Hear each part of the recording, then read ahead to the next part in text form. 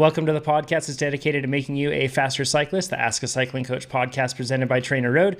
I'm Coach Jonathan Lee. We have our head coach, Chad Timmerman, with us. Hey, everybody. Our CEO, Nate Pearson. Hello. And TrainerRoad and Cannondale's Amber Pierce. Hey, everyone. We're going to answer more of the cycling and triathlon related questions that you submitted today, specifically ones on sprint power, ones on mental limits, and then also on comfort and a couple other things too, like limited training schedules. So if you join us on YouTube, you can actually look through on the video, which you can join us live, which thanks for everybody for joining us live, and give us a thumbs up if you're watching right now. That'll help more people see it. But if you come and watch the podcast on YouTube, we can actually segment it into chapters. So then you can click ahead and see the questions. It's a super handy tool. And then we're also going to be implementing that across on podcasts as well. So you can see that, which is going to be pretty exciting. So we'll have chapters included for all of you that are listening to it. Should make it even easier to listen to.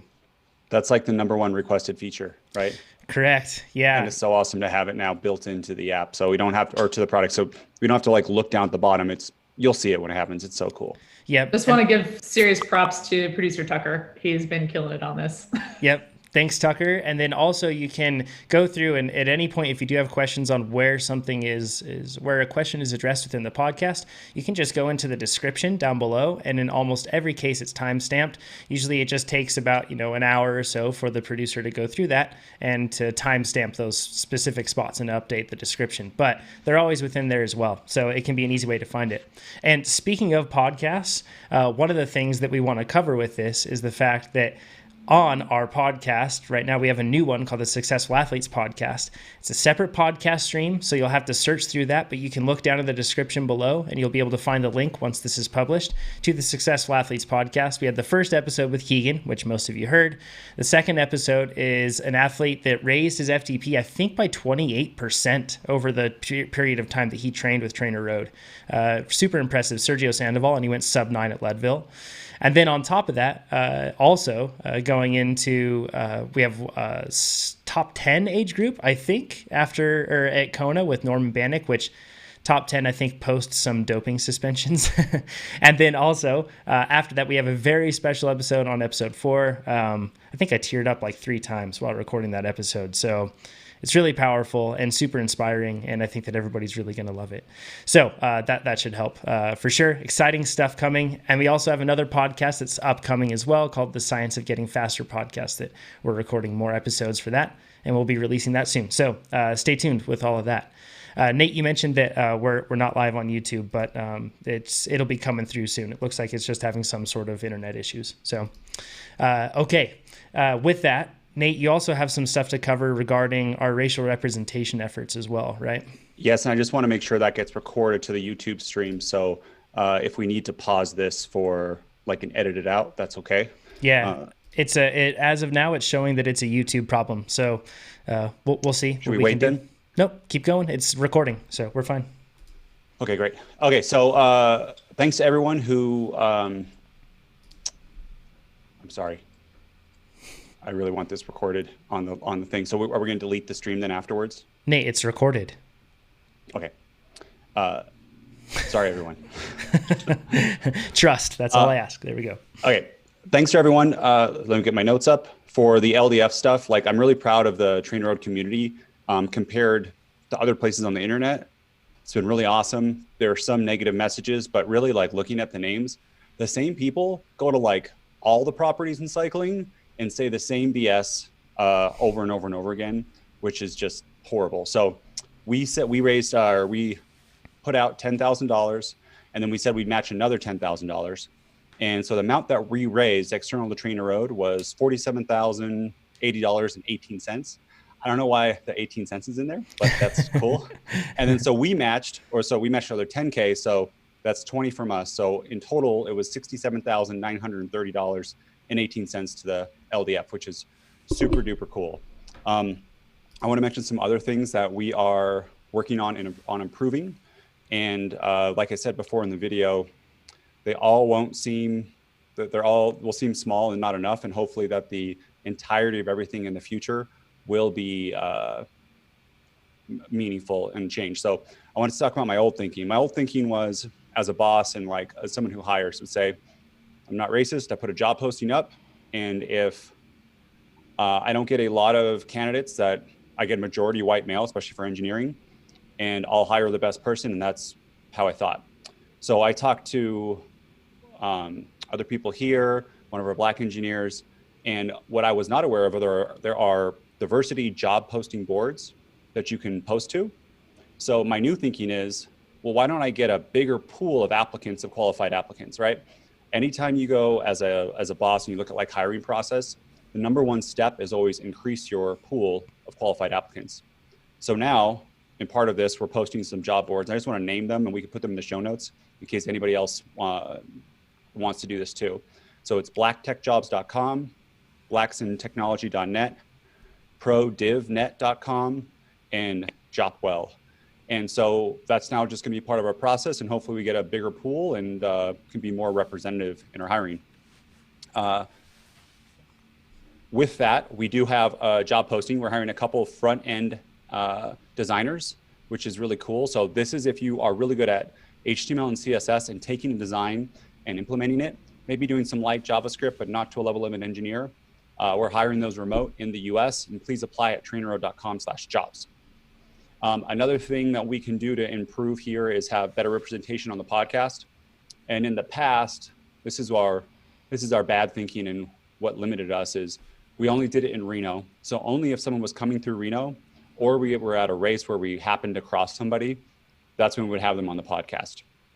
And that's why too, Amber wasn't on for a long time because she was in Connecticut. Now with COVID, that's made us a more remote setup. And now that's opened us up for everything. Like, I think it's an awesome setup. We have Amber. So we have a guest I am so excited about, because I'm going to learn a ton, and hopefully he can personally, what I want is for him to help me fix my sprint. But we're having Justin Williams of Legion come on next week, which is just amazing. And we're going to talk to him about a whole variety of topics, but tune into that one, especially if you're any type of racer, road racer, crit racer. Was 3 times national champion now, is that right?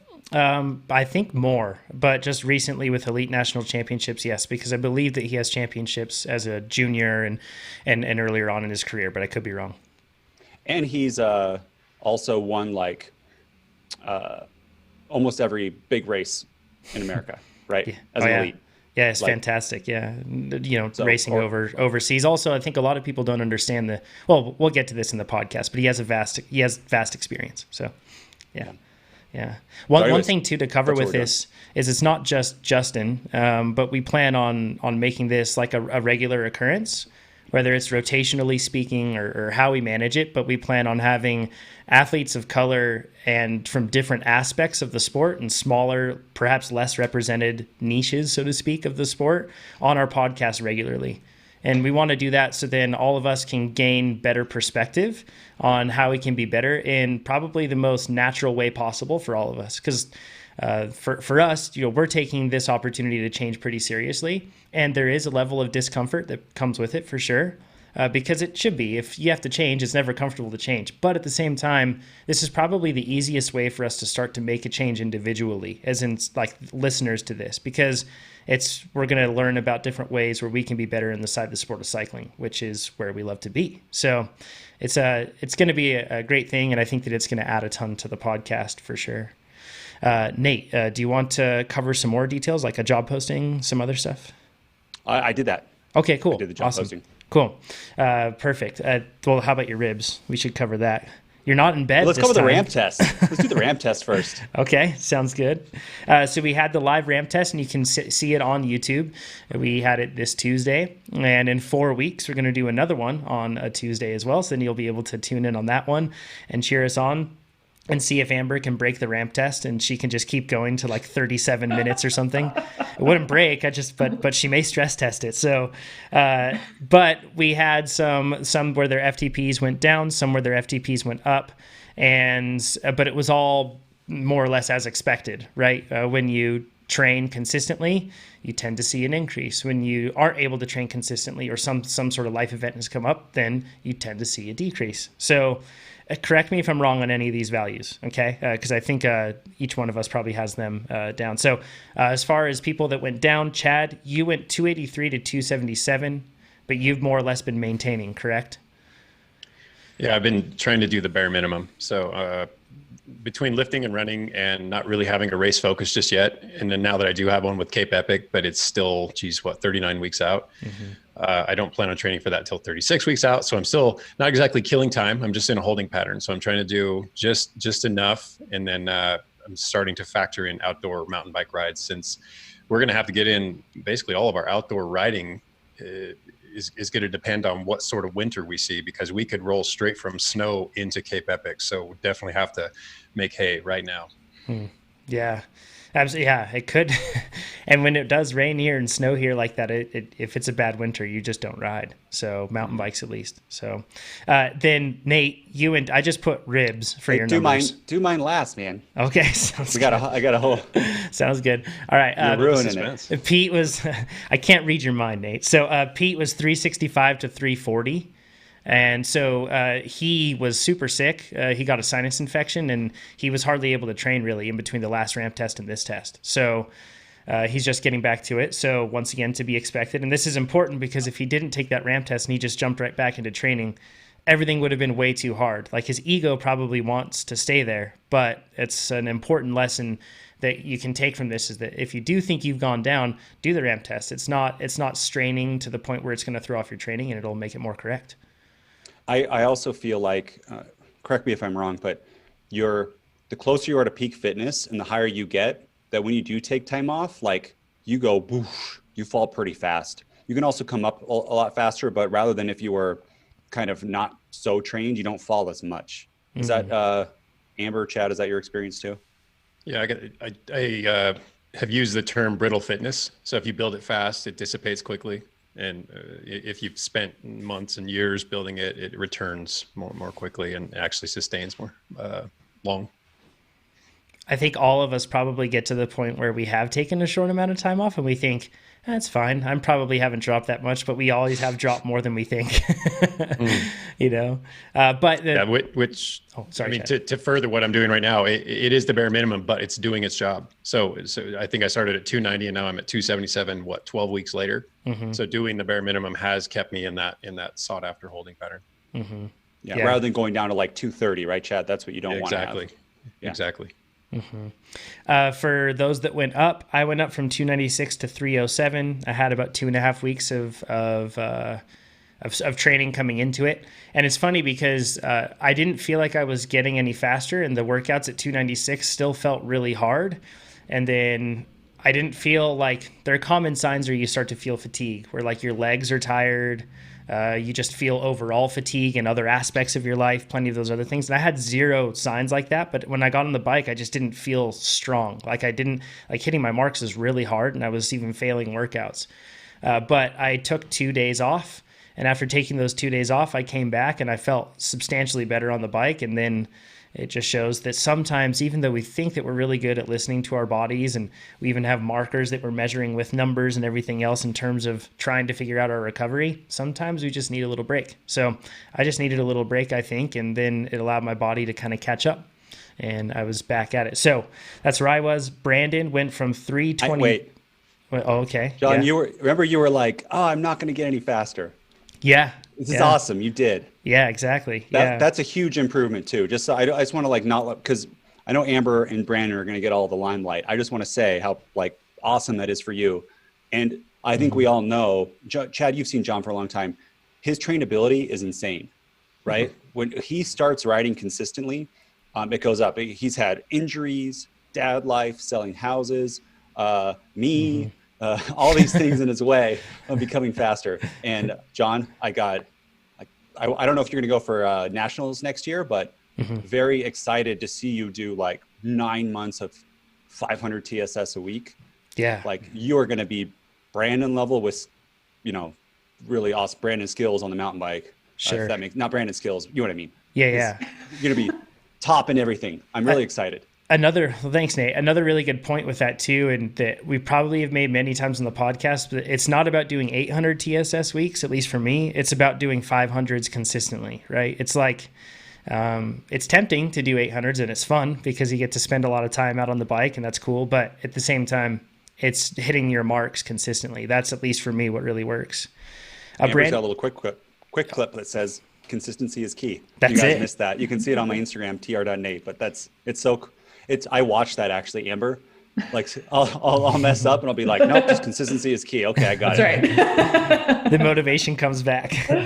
Yeah. I think Brandon was at 322 on the previous ramp test, and I believe that he went up to 331, which is an all-time PR for him, which is really cool.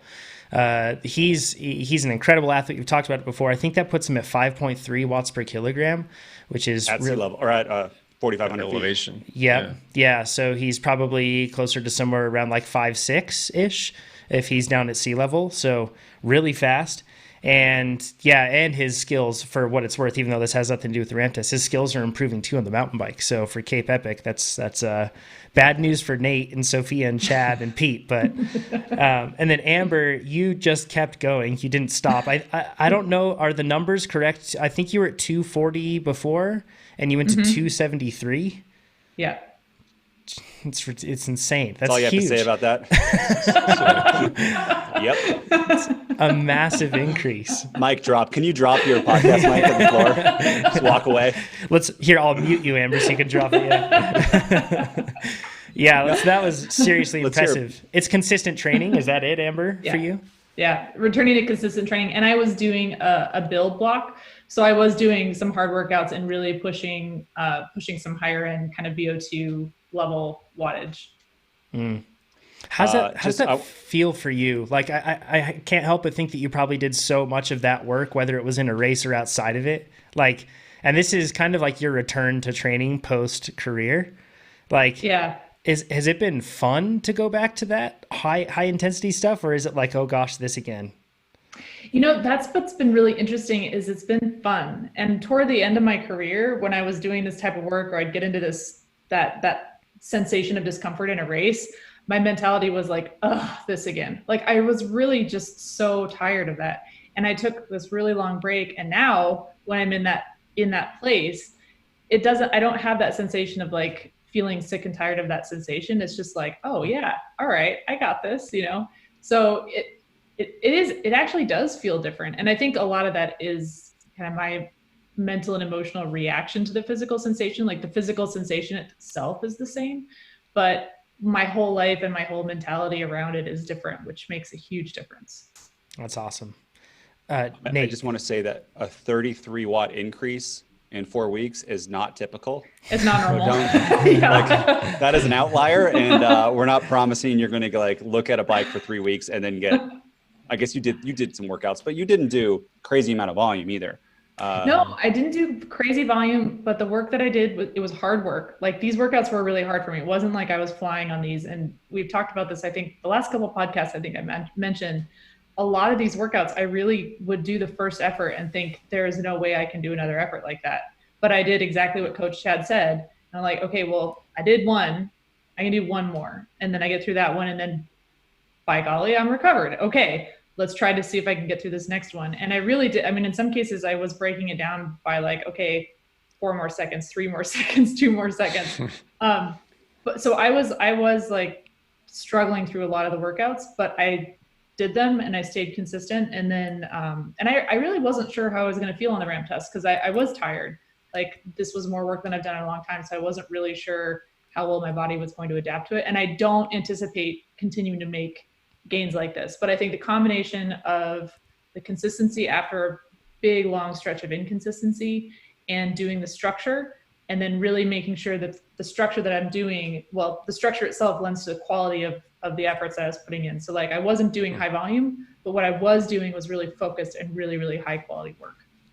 I think everything Amber just described is the epitome of buy-in. So she truly trusts in this process, so she can go deep, workout after workout after workout, coax herself through it incrementally, down to the tiniest of increments, because she believes it will be effective and she is doing the right thing.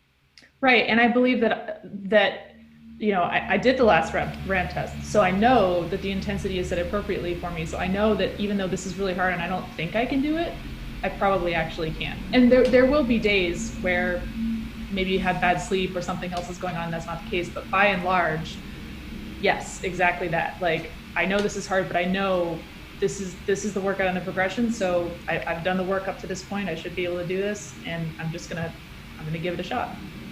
Confidence in your training plan is a huge point. You can have the greatest training plan in the world, somehow scientifically, like, adjusted to every fiber of your body. But if you don't believe in it, it doesn't matter. It's you Totally. really do have to have confidence in that because it's just so tough to do the work otherwise. Yep. The other interesting thing is that Amber had the 3 weeks hard, and it sounds like each workout put her pretty close to her limit. And then she did a recovery week, and you actually only did one workout of easy spinning, like a aerobic ride during your recovery week. And I'm guessing that's because... Oh. Yeah, I did 2 rides. One of them was an outdoor ride that I haven't uploaded yet. Okay. So Amber's super bad about Strava. Intentionally so. Yeah. So you kept it super chill, and then like your body had this super compensation period that we've talked about, and you got that bump. So it wasn't like you got a 30. It's not like in that like in week 3, you were really at 273, and the workouts would have felt extremely easy, right? A threshold interval would have felt like tempo to you. Right. How excited are you now to do some over-unders at 273? It's going to be really hard. Yeah. It's going to feel the same. But I believe. Yeah. That's awesome. Cool. Nate, Okay. you were, well, actually, we should cover before even we get into your situation. We had a special guest on the RAM test too. And if you're not watching now, you should definitely have checked that out. And you can do it on our YouTube channel because we had, if you're into things like memes on the internet and cycling memes, you've probably heard of Cat 3 memes before. And he joined us with quite the disguise because he still Batman has to stay masked. But he joined us for the live stream to provide some commentary with you because, Nate, you were not on your bike. You were laying down in bed. You should explain why. Yeah, that guy's funny, by the way. So follow him on Instagram. So there I was riding my e-bike, and yes, I bought an e-bike, mountain bike, a Pivot Shuttle. And the reason is because on my easy days, I want to be able to pedal aerobically up ascents and then descend. So what this e-bike will do, it's a class 1, meaning that it's limited at 20 miles per hour and 250 watts. So you could put it to give you 250 extra watts, which puts me like into the 7 watts per kg. But on an easy day, I can pedal at, like, my aerobic target's around 230 usually. So I can pedal at 230, and then I can add 250 watts on top of that. So I can climb at just about 500 watts. And then I can descend and get a whole bunch of laps in. So that's what I was doing. And it's also a bigger bike with big tires, so I could, should be a little bit safer.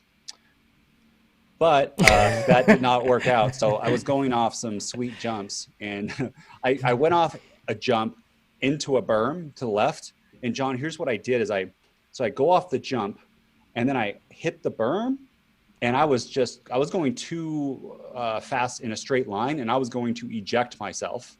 So I tried to turn, but then I oversteered, the wheel folded, and I landed on the ground. And this is the second hardest crash I've had. And what I did immediately is, like, I checked my collarbones, and I was like, oh, I'm okay. Whew, that's good. I came down, I saw another TrainerRoad user. He told me, oh, there's this other jump trail you should do, Brad. And I was like, maybe I shouldn't do jump trails. Like, I'm not ready for that. My ribs hurt a little bit. Fine that day. The next day I actually lifted weights and did bench press, like 7 sets of it. And then that night I was like, oh, this really hurts now. Got x-rayed the next day, and I have a broken rib. And now it hurts incredibly bad to do anything. So I am out from mountain biking for 8 weeks probably. And I'm going to try to get on the bike today or tomorrow and see if I can do easy spinning if it doesn't hurt. But anyways, I just wanted to make the Cape Epic competition exciting because then Amber had to get 4 watts per kilo, and now I'm scared to death. Yeah. This is what she was supposed to be in March, Amber, not like half a year out. Yeah. So no fair. Nate, can I ask you what was on the other side of the berm that you were going to blow? A lot of trees? I'm not sure. That's one thing that I feel like a lot of us in our minds, we build up, like, if we go off the trail, it's like we make decisions with our bike handling as if going off the trail is like certain death. But in most cases, hopefully, where you're riding, going off the trail is not certain death. And if that's the case, like, it's really important to remember that, especially when you're practicing.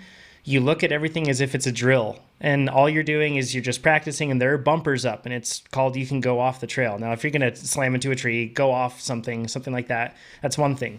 Even if there's a bunch of rocks, remember that you're on a mountain bike, and chances are it can probably go onto those rocks at least, if not over them, right?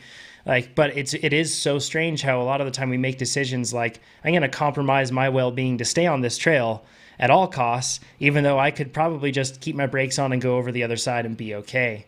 And it's hard to get out of that mindset because we're just focusing so much on what's on the trail, and rightfully so, we should, right?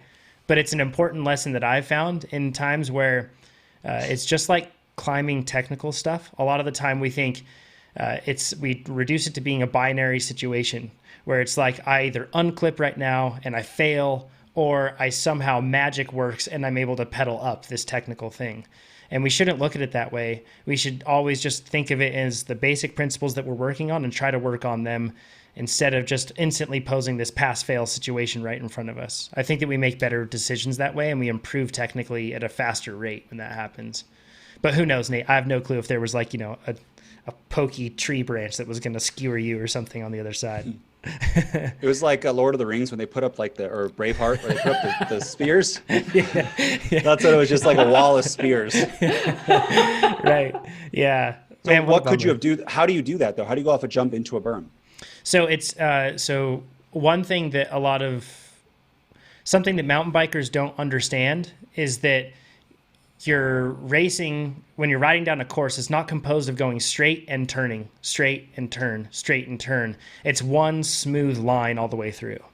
So what I mean by that is, like, if you were to build a mountain bike track, step by step in some sort of video game, it would be like straight section, turn, straight section, turn. But when you ride it, it's very different. You link everything together smoothly. So if there is a section where there's a jump before a turn, you go off that jump in a totally different line than you would if there was no turn after it, if that makes sense. So since you were turning left after this, in that case, I would have been far right, if possible, far right on the lip. And when you jump off of that, you are actually even turning a bit in the air. In other words, like the angle at which you're taking and coming into that turn is all a smooth line. When you do that, it's amazing how much momentum you can carry. It's amazing how little you have to brake, relatively speaking, and how minimal all of your scary moments are. It's like a cheat code. And the sad thing is the fastest and best riders have that cheat code, and beginners, it's really hard to implement. But if you do that, it smooths everything out. So really what that would have done is made it less panic-inducing when you were dropping down, realizing that you were on the wrong line. It also would have made it so that if you did have to slam on your brakes, it wouldn't have been as sharp of an angle, so you probably would have been okay. It's really taking a step back and looking outside the course and thinking, how can I get down this course in the smoothest and most sustainable way? And that's usually the fastest way too. I think what my problem was is this was the first jump I went on this course that had a drop afterwards. So I thought I was going to land like not so far, and then I was going to have time to set up. When I actually I was like, oh, well, there's a lot of air. Well, nope, this is bad. And then I obviously made a mistake and crashed. So Amber, when you come up here, do you want to try this jump? Just we should film it and she'll just nail it on the first time. It's super annoying. Man, I don't know about jumps yet. I fully embrace the fact that I have a long way to go on the dirt skills front. So trying really hard not to get overly confident there. Your partner Brandon he is just naturally a good jumper, right? Cool. Right, John? Mm-hmm. Yeah, I think we spent like a half day riding at North Star, and he went from what I would say is like a total beginner, really scared and visibly scared to go over things, and then by the end of the day, he was jumping and looking very smooth, like totally fine, in control and relaxed. He's just awesome. Super impressive. Okay, Brandon, I'm committed. I don't want to be holding you back here, so I'll be working on this.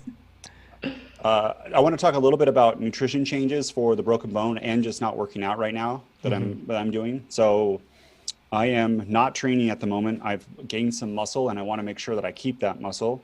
So, and I also have a bone to heal. And here's what I'm doing. For the amount of, there's some studies showing that if you are in a calorie deficit, if you increase your protein, you hold on to more lean mass and lose more body fat, which is, I think, what we all want, right? And I got this from Greg Nuckols from Stronger in Science, but he recommends between 1.8 and 2.2 grams per kilogram of body weight. So for pounds, that's about 0.8 to 1 gram per pound per day. There is some science that says maybe going higher than that, all the way up to 3 grams per kilogram might help, but it's not proven yet. So right around there is a good goal. So that's what I'm doing. And because I don't have as many calories as I burned before, I'm reducing carbohydrate intake because all my calories are taken up from the protein, if that makes sense. Like I'm kind of swapping them back and forth. And I don't need all the carbs if I'm just sitting in bed doing absolutely nothing. So that's about 193 grams of protein for me that I'm shooting for. I'm doing 3 46-gram protein shakes. That's 138 grams. And then the rest I can just get out with, just regular food and stuff. But that gets me there. And also getting a little bit higher in protein is probably not going to hurt you rather than just the caloric surplus. The other thing I'm doing that has some science to it, but not, this is more of a hope than like a proven fact, is I'm doing 2 times a day collagen peptides, 10 grams. Those actually, I wasn't aware of this, but Chad, you might have covered this. I didn't hear it, but they're not good for muscle growth, even though they are a protein, but they might be good for bone and they are good for skin and tendons. So I'm doing that with some vitamin C. If I can pair it with fruit, that's what I like to do. And then I'm doing a calcium and vitamin D supplement. And then just a variety of food, leafy greens, fibrous vegetables, berries, beans, dairy. And that's kind of like what I'm doing right now until I get my ribs back at, healthy again. That's something that's really hard to do. I found when I'm injured. I don't know. It's kind of the same thing when I'm sick too. I don't crave eating high quality, good disciplined diets. It's hard. I don't know what it is. Are you feeling that too, Nate? Is it hard to follow this right now? Yeah, you know what it is? It's if I don't eat enough, then I want to do something horrible to myself. I get on Uber Eats and like, ooh, what can I get sent to my bed? But if I stay on top of it, especially with the protein shakes, those can be very satisfying if you do those when you're hungry, and then give yourself 30, 45 minutes and see how hungry you are after that. But yeah, that your problem you just talked about is my life problem, not just a problem right now. Sure. I'm sure plenty of listeners identify with that too. So it's really tough to do that. Okay, last thing on the RAM test, if you watch it, you can also see some cool new features that we released with group workouts that you can use. You can show your first name instead of your username, which is handy. As Nate can recount, he and I were doing a group workout with a lot of users, and there was some guy, and I think his name was like Mr. Clean, and he was huge and like buff and like had a bald head, and I felt really weird calling him Mr. Clean, and I was terrified he was going to hurt me. So this way you can avoid such awkwardness and just show your first name. Was it Chad? Yeah, exactly. And then outside of that too, you can show your heart rate and show your cadence, and you can toggle that back and forth, which is really neat. And you can also go through there and you can make it so that, and we've covered this, I think, in the past on this podcast, but the host can mute people and kick people and do those sort of, not like physically kick, but kick them out so that they can change those sort of things to allow for the best group dynamic possible as well. So super cool, super handy, and awesome features for group workouts. One more, percentage FTP instead of your actual wattage. Yes. So if you'd like to, you can just say, hey, I'm at 100% FTP just like everybody else, rather than showing what your actual wattage is. Yep. And can I share one tip on outside workouts that I just learned yesterday that kind of blew my mind? So I've been doing almost all of my work outside on my mountain bike just to increase specificity, right? In the terms of doing it on my mountain bike. And yesterday I had to do a workout where I had to follow a route too, because I wanted to follow a route to Chad's house. I had to drop something off at Chad's house, chocolate, and also a USB hub. So, when I was following that, I wasn't sure on a few turns because I was taking an unorthodox route that I hadn't taken. So I started the workout and was doing the workout on my watch on my Forerunner 945. And then after that, I loaded the route, and then I just had the route going. Now, I didn't get to see my workout, but the workout was just ride consistently at like 230 watts the whole time. So it was a really straightforward workout for me to do. So it was really cool because then I was able to also follow a route while it still went. So I still heard intervals ticking down. And then when an interval would switch, it would prompt me and show me what that interval was composed of, right? So then I could continue that and still stick with my workout. It also gave me alerts if I went too far above or below the target, which is cool, but I was still able to follow a route with it. So it's super neat feature that you can have, and that's on a Garmin watch, and it works on Garmin head units too. But you can do a workout and you can also follow some sort of navigational route at the same time, which is pretty darn sweet. So group workouts and outside workouts, doing workouts by yourself, you got all the options. It's pretty cool. Richard's question, let's jump in. He says, thanks for everything you all do. Listening to the podcast has definitely made me a better cyclist. My question is about increasing my overall sprint power. I know that I can sharpen my sprint quickly, as you have talked about a bunch, but even if I do that, my sprint isn't what I want it to be to win the races I am in. We could probably all say that, right? We all want to have our sprint be better. It says, right now I can get to something like 800 watts, and I need to be able to get to 1,000 or 1,200 to be competitive. That's his assumption of the scenario. He says, so how do I increase my overall sprint power? I assume he means peak power, but he could also be talking about the power over the course of the sprint. I'm hoping there are both on and off the bike recommendations. We have a ton for you. So we're going to get into a lot. Chad, do you want to kick us off? Okay. So Richard, and you closed it with Rick, so I'll call you Rick. First off, this is a topic we could talk a lot about because it doesn't apply just to finished sprinters. It applies to everybody who rides a bike against other riders. It really, you're going to be sprinting in so many different contexts that having the energy systems in place, having the training in place, and the other things that we're going to cover right now are actually pretty important. It doesn't just come down to power. So I kind of want to widen the lens a bit, and rather than see it as improving your sprint power, and that's absolutely a component and something we'll address pretty thoroughly, let's look at it more in terms of sprint performance. And I see that as a stool. You got to have all three legs. There's the power, and then there's technique and strategy. And really, any one of those things is lacking. And you might win a sprint here and there, but you're not going to win it at a high level, and you're not going to do so consistently. So we've talked sprinting enough times that as you might expect, I want to take a different tack. I want to hit different angles of this that we maybe haven't mentioned in the past. And then also we have the gift of Amber's presence, and she's done quite a lot of racing, quite a lot of winning, quite a lot of sprinting. So we're going to kind of tag team this. And I kind of define our roles as follows. For a couple of seasons, I won a lot, and sometimes that came down to sprints. Sometimes it just came down to whatever else, power, luck, whatever.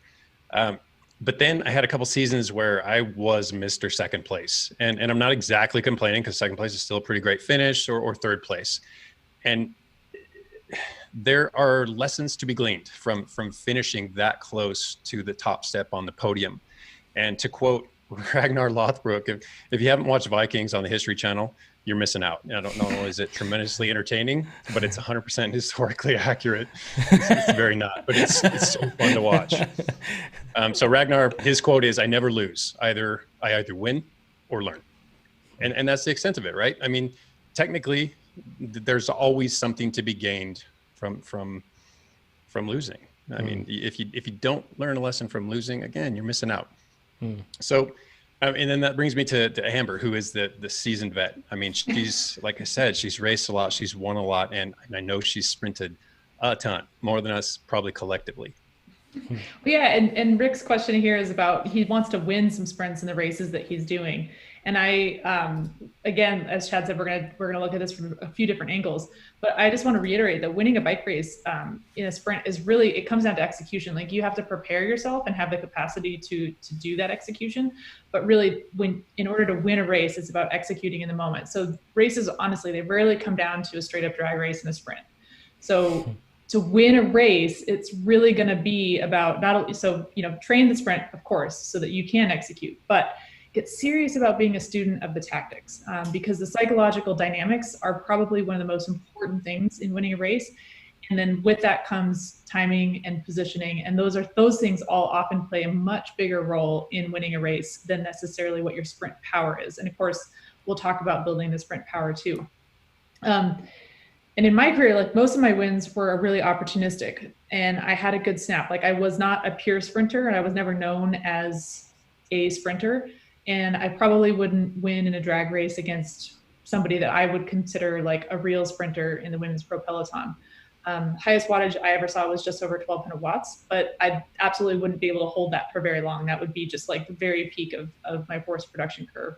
But what I did have was a good snap. So I was able to use that to establish breaks, to win from small group sprints from a break, and then to nab some sneaky bunch sprints, which we'll talk about. But I kind of like thinking about this, like any craft, you have to learn the basics and really dial in the basics before you can kind of masterfully put them all together in the execution. And so we'll kind of get into that here. 1200 watts. Sorry, that Amber, that like, let's not gloss over that. That's like what I do. And I outweigh you by like 70 pounds or 60 pounds. And I'm a dude. Like, that's amazing. That's really good. Like 1200 watt peak. Do you good know, job. Amber, roughly? No, you're pro, that's why. Yeah. Do you know roughly like where had you heard sprint numbers from other athletes in the women's pro peloton to kind of give some sort of frame of reference? Because we often see, like, next week's guest, Justin Williams. I don't know if you've seen that video where it seems like he's just hanging out at like 1800, 1900 watts, for a while. But we don't hear much, at least from the women's side of things. I don't know if you have any insight there. Yeah, I think actually Chloe Hosking posted something not that long ago where I think she held something like, in training, she held something like 900 watts for 5 seconds. So, I mean, that wouldn't be her peak power, but to hold that for 5 seconds is incredible. And I apologize if I'm getting those numbers kind of wrong, but let me see. I just brought it up. 981 watts for 5 seconds. Yeah, that's solid. How big is she? She's little, right? She's little. Yeah. She's like, she's not just not a big rider for sure. So, there's a lot of, we'll talk about this too. Like there's, your peak power, there's your acceleration, there's how long you can hold the power. And we'll get into some of that too. Yeah. So perfect. So on that note, I see it as two primary components of sprint power. And we have PPO, or your peak power output. And unfortunately, that term gets used in two very different contexts. One is basically your 1 second power, your top 1 second power. And the other is the power you get in the final minute of a ramp test, which correlates pretty closely with your power at VO2 max. We are not talking about the ramp determined PPO. We're talking about that 1 second power. So basically, this is when you can recruit all available fast switch fibers. So not only recruit them, but do it in an effective manner such that they are all steered at the same task and they work well together. So think of hands are in your drops, you're out of the saddle, you have just the right gear, and you pounce with everything you have. And whatever comes out of that best 1 second, that's your PPO. Okay, so from this point forward, when we talk peak power output or use the acronym PPO, that is what we're talking about. And I had reduced that a bit inaccurately to acceleration, but it's not exactly acceleration. Rather, it's how quickly you can change your cadence from where it is to where you want it to be. And Amber pointed that out to me, so I'll let her elaborate on that. Yeah, so you can think of it's not just, it's like kind of the rate of change of your cadence, right? Like it's not just can you get up to a cadence of 160 to 200, like how fast can you get there? And the way to think about this is if you imagine like a force production curve, like when you start to put the pressure on the pedal, if you were to measure like down to the millisecond, how that's happening, you're going to have a gradual ramp up to your peak power and then a gradual drop off. So how quickly can you get up to that peak power? But the cadence component is really important. It's not just about the power, because you can imagine doing a standing start. You could probably generate a lot of force and have a really high peak power output, but you're going to be really having to overcome a lot of inertia. So your acceleration isn't going to necessarily be that great if you're in a really heavy gear. Get into a lighter gear and you'll be able to accelerate a little bit faster. So that really comes from the cadence, and that's that snap that we talk about. So it's a combination of the two. Ideally, you want to combine it and have like a really high peak power output, but you also want to take advantage of that acceleration and jam on that cadence at the same time.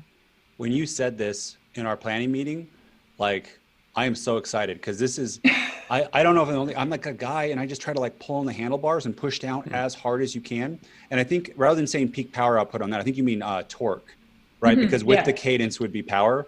So getting that like high torque, which I think a lot of people just do that. But the idea of getting your cadence faster, man, I can't wait to go outside. So thank you for that. That's Did you know how to do that, John, already? Is this just me? No, but I realized that I suck at it if I don't practice it. Have you all noticed that too?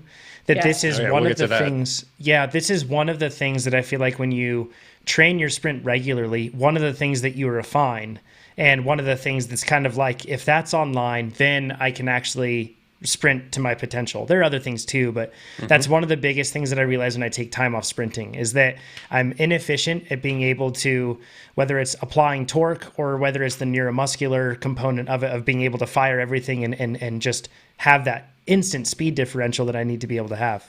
It makes a huge difference. Well, and totally on that note, I mean, this is a trial and error process, and we're going to elaborate on that. But one of the learnings that I made was toward the end of, I won't say a sprinting career, but one of the last couple of bike races I did, I just didn't have the power to hang in over the last couple of laps, or I could hang in, but I couldn't initiate an attack, which was my MO. I liked late race flyers, and then I would try to stick it, but I just didn't have the power to sustain that. So I had to ride more smartly, more protected.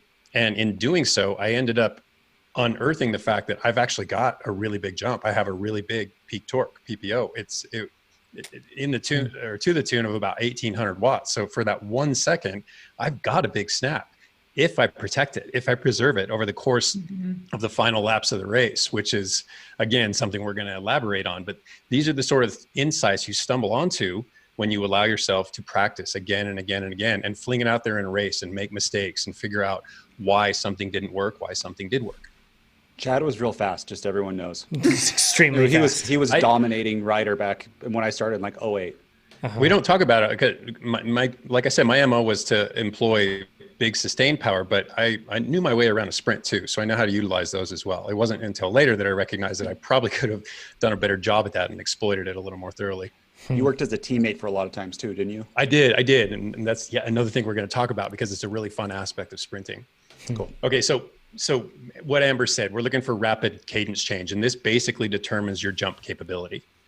And jump capability is something that you utilize to favor this whole idea of a gap establishment. Basically, you get your highest speed as fast as possible. You don't drum it up gradually. You get there in an instant. And Amber points out that the importance of this very thing strategically and tactically. Yeah, you don't want to underestimate the power of opening a gap on somebody because it immediately puts them on the back foot. And I just want you to imagine for a moment, there's probably been some point, we'll just take a step back here to use an analogy. Like, let's say you're on a climb with somebody, like you're roughly about as strong as they are. And they're driving the pace, and you're driving the pace, and they're driving the pace, and you're just hanging there. One of you is going to crack, right? And at some point, you're probably going to think, my God, they're so strong. There's no way I can hold this pace anymore. They might be thinking the same thing. But if you're the first person to cave to that thought, just imagine this happening. Are you going to back off 1 or 2%? Probably not. You're probably going to dial it back 20, 30, 50%, right? When you have that feeling of like, oh man, there's no way I can do this. Oh man, they're so strong. Like that's not incremental. That causes you to hesitate and to kind of you might not give up completely, but you're going to give away a lot in that moment. So imagine in a sprint where this is like milliseconds count, right? So if you open a gap on somebody, you may or may not actually have the power to stay away from them, but it almost doesn't matter because that mental advantage that you just gained is going to get them to give something up, and it's usually substantial. So you can use this in both ways, right? You can be the one to gain that advantage, or if somebody else is opening a gap on you, don't give up. Don't give in. Don't give up that 30%. Keep going, keep driving at the line. We'll talk about that too. But just there is a really mental component of this that really splits up the actual power output and physical capacity from what's actually happening in the execution. So don't underestimate that power of opening a gap on somebody, because you can totally throw off their game and totally throw off their tactical plan, but don't let it happen to you. Perfect. Yeah. So on that note, how do we train PPO? And we should probably actually start referring to it as peak torque. That's far less confusing. So how do I train that? How do I train that snap? And Yes, Rick, there are a number of ways to do it off the bike. Obviously, at some point, they're going to have to transition to on the bike. They have to, at some point, assume that high level of specificity, and that level of specificity gets really high depending on how you're going to utilize it, and also your sprint capacity, which is the other half of this that we're going to get to. So training that peak torque off the bike, news to nobody. I mean, you can use heavy weights, basically, classic strength training. You can use plyometrics, which are explosive movements, typically body weight only. And then you can use ballistic training, which is kind of the combination of the two. You move rapidly, but you do it with a vastly reduced load. So think something in the terms of jump squats, where you load a bar at maybe 30% of what you can push one time, your 1 rep max, and you move at a rate that's more akin to what you would do on the bike. So if you were to measure it with a force play, if you had all the equipment and you could measure how long it took you to come from a flex knee position and hip position to an extended one, it would be really close to what would happen when you snapped that initial acceleration or attempted acceleration on the bike. Then with the strength training, I mean, this is exactly what you think it is. We're trying to recruit muscle fibers. We're trying to generate high force. We don't care how big it moves or how quickly it moves. This isn't about speed. This isn't about power. It's just about force generation, getting all the muscle fibers doing their jobs. This is the traditional, 3 to 5 sets of 3 to 5 reps, operating somewhere between 85-95% of what you can do one time, your 1 rep max. Then when it comes to the plyometrics and to a similar extent, the ballistic movements, that's all about rate of contraction. We're trying to get everything to fire rapidly, all at once. And both of these demonstrate greater neural recruitment. So we're really looking for what the muscle does, not what the muscle looks like structurally. The structural changes are kind of outside of this. We're looking for efficiency. And with it, in the science, the literature does support, you see performance improvements that go right along with it.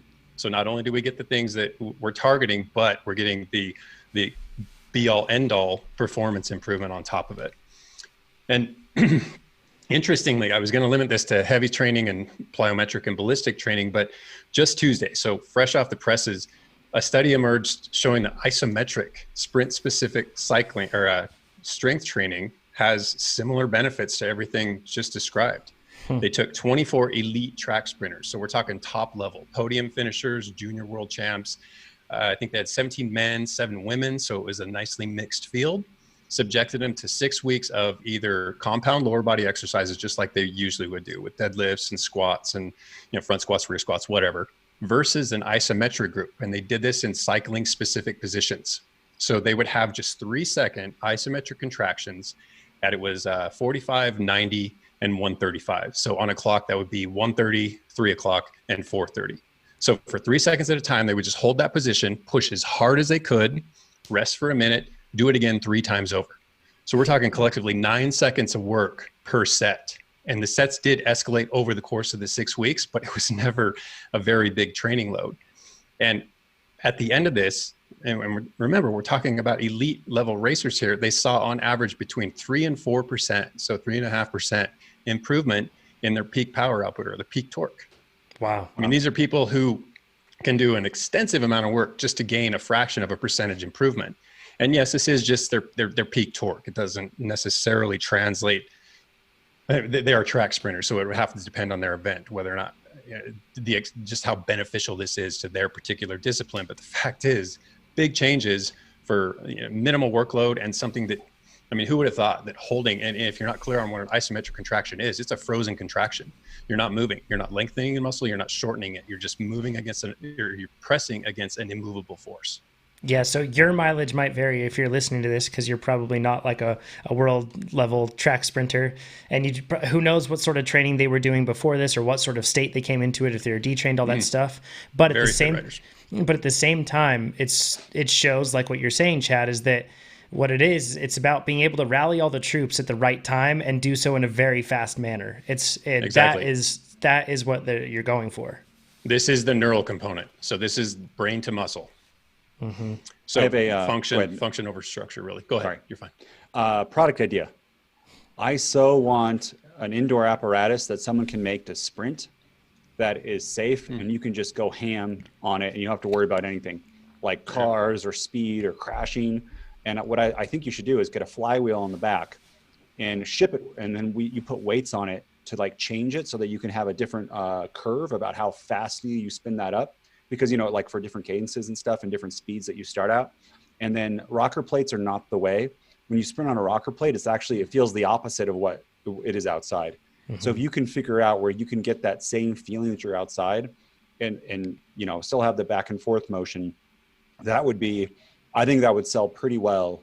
And you could probably it'd be a small market, but I bet the people that would buy it are willing to pay for it.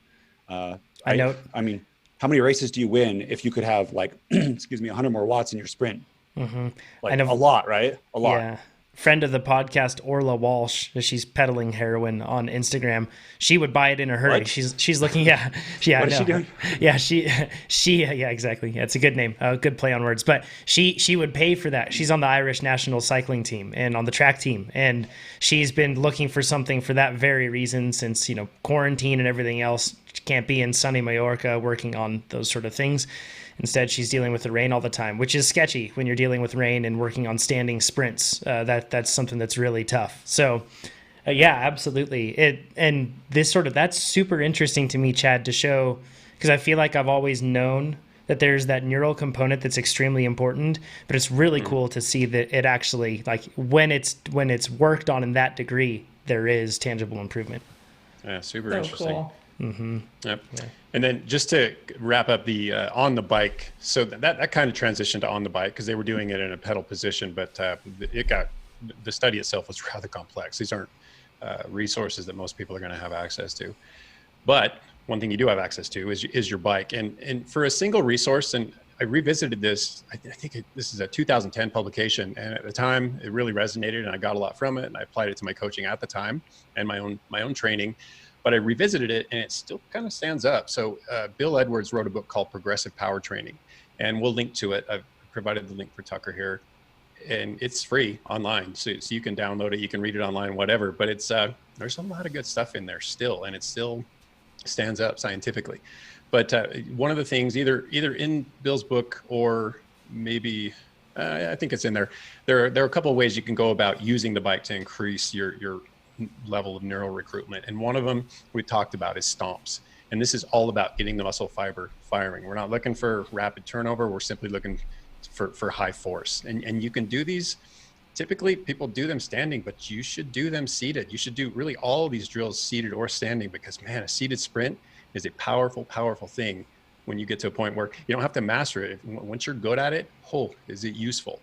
And in the same way, jumps, and this is about rate of recruitment. This is where you find just that right gear, do them seated, doing standing, but you wind up speed rapidly, really quickly. So again, I like everything's firing. Go ahead. Oh yeah, no, I really like doing these in a super easy gear too, because then you're really going for that leg speed, and it's just like, this is, you don't want to do it in a heavy gear, but somewhere like between like a mid-range or a super, super light gear. The light gear is really going to get you into the technique of being able to get up to that cadence really quickly. But like Chad said, don't underestimate the importance of doing these seated. And the other thing about, if you're going to do the jumps in a really light gear, this is mostly aerobic and it's not loading. So you can actually sprinkle these into almost any workout without really taxing the load. And you can just get this nice neuromuscular, you're just, activating it right on a regular basis. And to John's point earlier, it's really effective, and it'll just kind of help you stay sharp with that neuromuscular recruitment and motor pattern. Absolutely. And a really fun way to go about this, if you have a partner, someone who's also, willing to do a sprint workout with you, 2-up match sprints. So you get two of you side by side, you relegate each other to the same gear, to the same low gear. I mean, the lower, the more challenging it is. And basically, maybe set a 50 meter or 100 meter finish line, and you have that one gear and you got to make it work. So it comes down to all this, this initial jump and really fast rate of recruitment. And of course you have to stay on top of that leg speed, something we'll elaborate on later too. Chad, can we quickly plug right now the sprint video? If you go onto your YouTube channel, you can see how to sprint. I can't remember the name right now. Somebody toss it in right now into the live chat and we'll be able to see it. But we go over how to sprint faster. And Pete, have some video of Pete, and then we also have some video of Nate. And Nate, you nearly died in that one. That was terrifying. I was doing the stomp drill, and I was focusing on high torque rather than fast cadence. And I pulled up on those bars so much, I bent my front chain ring and my chain slipped off. And I kept it up though, but it was terrifying. It was grisly. Which one's Yeah, worse? The fact that the fact that happened to you, or the fact that I screwed up on the filming and I didn't catch the whole thing? John was so scared he dropped the camera, so he didn't see the whole thing. Maybe he dropped it down. He's like, "Oh my god!" I thought he was dead. Yeah. Oh, but to the other point, seated, this stomps are super cool indoor on the trainer. You put it in resistance mode, you can jack that resistance up. Pete and I love to do this on the end of like a Baxter or something. Like you extend the cool down, you're totally warmed up, and you do it. And we've competed with each other. I can do this is like so. There's a little flex on how well I can do seated and how bad I am at standing. My seated sprint for 12 seconds is 1100 watts. And my out of the saddle sprint is like, I think less than that or this exact same power. So I don't know why I'm getting out of the saddle, but hopefully with what you're saying, and I don't know, I want to go over this whole same thing again next week with Justin and see like what tips he can give us. Cause obviously he's one of the nation's best sprinters. Inside of a crit, both tactically, which I think you're going to cover, and power wise. I'm very excited to try it again, but I hope for the seated ones indoor on the trainer, it's super awesome. Super duper awesome. Yeah. Can we take a quick, maybe if Nate, you can pull up your TrainerRoad career, that sort of thing. We can talk about like what our numbers are, just so then we can give people points of reference in terms of what we've done. And one thing that I wanted to share with this is the fact that when I sprint, I noticed that if I go out and I just try to sprint as hard as I can on the first time, I don't know if you practice sprints for this reason or warm up with sprints, Amber, but my first sprint is never that great. And then it's like, 6 sprints later or something, I don't know what the number would be. That's when it gets better. Is that because of the fact that I'm establishing those neural connections and they've kind of been dormant coming into it? Is that it, Chad? Totally. Amber? Okay. Yeah, you're priming the system. It's a potentiation effect. So you basically have to establish connection and then exploit it. Yeah. I'm always worried about doing that though in a race beforehand. Cause like if somebody sees me sprinting before a race, it's like, I feel like I'm Karate Kid and I'm like practicing the crane kick before going into the ring or something. It's like super embarrassing, but I should be more humble. The fact is I need to admit the fact that if I just show up and try to sprint, it's not going to be that good. I need to train it and I need to practice it, I guess. So my peak power, and I'm right around 150 pounds, is 1,420 watts. That's the most I've been able to produce for just like a quick snap second for a sprint. Chad, you said 1,800, I think was yours. Is that right? Mm-hmm. And then Amber, you said 1,200. And Nate, where are you at? My peak is 1,344, which is super frustrating because when I'm strong, I can rep like 305 in the gym 10 times deadlift, and it's not a big deal. But there's like Chad's and Amber's point, there's neuromuscular stuff. If you look at the sprint video, I don't have it. Like catching balls and stuff and doing things is hard for me. Yeah, it's like that coordination thing your body is doing when we sprint. Like you have to go easy on your body. It's a really complex. I'm not saying like not try hard, but be empathetic with your body. Like you're asking it to do a really complex thing. It has to be a tremendously orchestrated affair, and I think somewhere along the line, Nate's just kind of fallen out of synchronicity. I can't quite figure out where that might be happening. No one can, Chad. The point is, it's not just strength, right? You can't just and if I did some strength, it probably would get better. But I'm really excited as soon as my rib gets healed to try what both of you are saying, or actually was Amber brought it up, is the fast cadence. Because I've never thought of that. I've just tried to go from 2 o'clock to 5 o'clock as hard as I can. And then that's it. So very, very excited to try that. We'll talk about speed training. We'll talk about that. Cool. Okay, so that was kind of a lot of information, but there's really a simple takeaway, and that this peak torque is a really important factor in sprint performance, but it's only one factor of many. Right. This is the forging the blade part that we talk about. Exactly. Yeah. Okay, so on the other end of sprint power is your sprint capacity, and sprint capacity gets really duration specific. So now we're talking about the highest possible average speed over whatever the duration of the sprint is, and not distance. Okay, so think of Julian Alaphilippe. He doesn't look at, I've got 50 meters to go, I'm going to punch it. He knows I've got about 1 minute of power where I can drop just about everybody, if not everybody. And whatever that duration is for him, you can bet he knows exactly when to launch an attack based on how well he can back it up over the remainder of the duration to the line. And this is all developed on the bike. And this is where we get super high with the specificity. It's where it becomes absolutely vital, because if you, for whatever reason, know you're going to employ a 5-second sprint versus a 30-second sprint, you have to practice one over the other. I mean, if it's ever going to get that specific for you, you have to know that there is a distinct difference between what you can do for 5 seconds and what you can do for 30 seconds.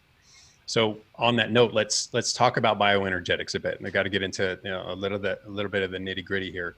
But I think it's important for people to recognize that all three of the energy systems are online when it comes to sprinting. You think sprinting is all about snap and all about short-term power, so it's entirely alactic and anaerobic.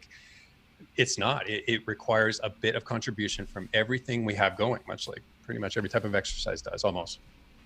So mind blown the two on that. Sorry. That's the thing that like people think it's like a system of switches where it's like, okay, sprint, everything turn off, one thing turn on, and it's not that way. Everything's on. Yeah. Everything's on. Yeah. Yep. So we have two anaerobic energy systems. So the ones that we typically don't practice or at least focus on as endurance athletes. We think aerobically and not much else. But for a couple of seconds, we have enough ATP, the energy currency of our muscle cells, of every cell, in the muscle. So for a couple of seconds, it's there and we can utilize it and it's instantly readily available. Past that, up to about 10 seconds, we start to get contribution from that creatine phosphate system. Sometimes you'll hear phosphocreatine. It's the same thing. We're just going to call it CP from this point forward. And then anything over about 10 seconds becomes increasingly anaerobic until we hit a particular mark where contribution between the aerobic system and the anaerobic system start to balance out. And then it becomes increasingly rapidly aerobic. But inside of that initial 10 seconds, which is really what we're talking about here when we're talking about, high level sprints and especially the jumps, we're recycling ATP. So that same currency, it breaks down from a triphosphate to a diphosphate. That's what makes our muscles go, okay? I mean, simplistically. So we need that ATP to be restored, and that's where creatine phosphate comes into play. That phosphate comes off the creatine phosphate, restores that diphosphate to a triphosphate. Now we have the energy to break again and to continually fuel the muscle. And this is that, if you've seen the term creatine phosphate rephosphorylation. It's a fancy term, but I just broke it down exactly what it is. We're rephosphorylating a diphosphate to make it a triphosphate. As a side note, I did come across, I read a lot on this, that ATP depletes before creatine does, which completely exploded everything I understood to that point. So if anybody knows how to make sense of that, please reach out to me. Maybe this is a reason for us to have a Science of Getting Faster expert explain that. Maybe it's just wrong. I don't know. I'd love that. Okay, so the importance here is that when it comes to this creatine phosphate system, this very vital system in terms of sprinting, especially finish sprinting, if you're a finish sprinter, this is your match, your one match. You don't have a book of these, you get one to use, so make it count. Right. And there's a joke, kind of like an ongoing joke in the peloton, that sprinters are really lazy, which honestly, but the thing is, this is a real skill because they know this, they have this one match and they know exactly where they want to light that match at the end of the race. And so they are going to do everything they can leading up to that point to preserve this match. And so if you ever want to learn how to race efficiently, use the draft, sag climb, get through a race using absolutely the least amount of energy possible, follow a really good sprinter. Absolutely. And probably the opposite too is true also, where like my sprint doesn't degrade as much as other people like, because I'm really horrible at that type of sprinting.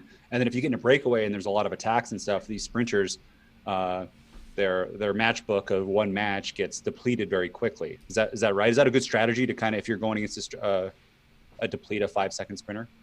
Try to run them down. Absolutely. Yeah. Try to pick them apart. So when they do unleash, they're not unleashing everything they could have had if they would have protected themselves better. Yeah. Right. Yep.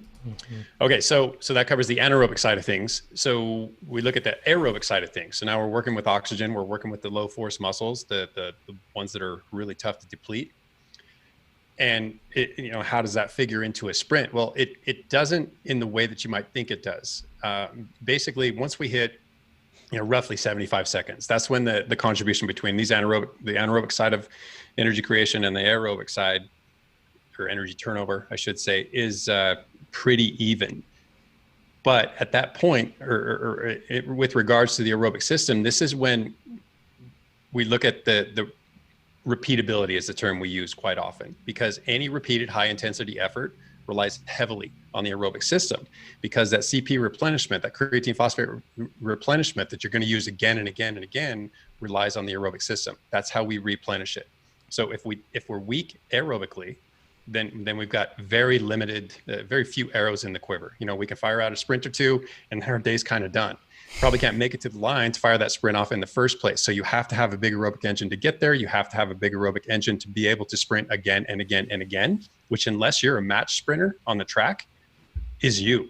Everybody who's going to ride with other people has to be able to sprint repeatedly. And a lot of times, strategically, tactically, you have to be able to fire off an attack and then cover a counter attack and then just bridge to something as it goes by you.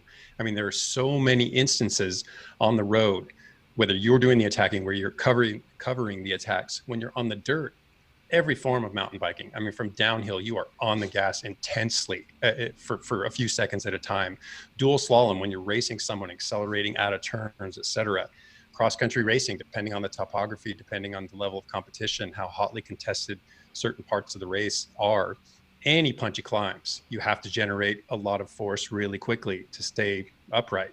So there are a lot of instances. And then back to the road, when you think of finish sprints, so many opportunities for you to fire off just a little bit of what you have and then restore it and then go again and again and again.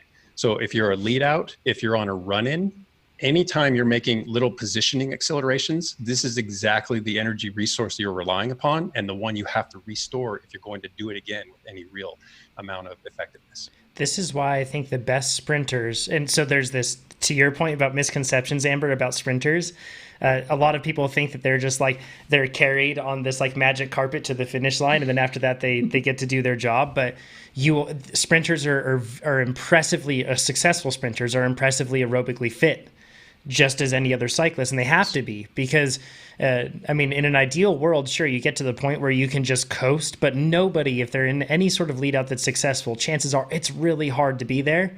And to hold that position and even get into that position, it required, like you said, Chad, a bunch of those micro little punches or surges to be able to hold that. Positioning isn't just putting yourself in the right position at the right time or recognizing those opportunities. It's having the fitness, the aerobic fitness, to be able to do that little punch, then restore that creatine phosphate, like you said, Chad, and do that repeatedly. It's a big difference. Yes. Yeah. Totally. So when it comes to this repeatability, that you can see as it's really a number of components. You have to, or I guess we could look at it in terms of the creatine phosphate. You have to build the reserves. You have to preserve them over the course of the meaningful moments in a race, or the entire race if you're a finish sprinter, and you have to be able to recover them or resynthesize them.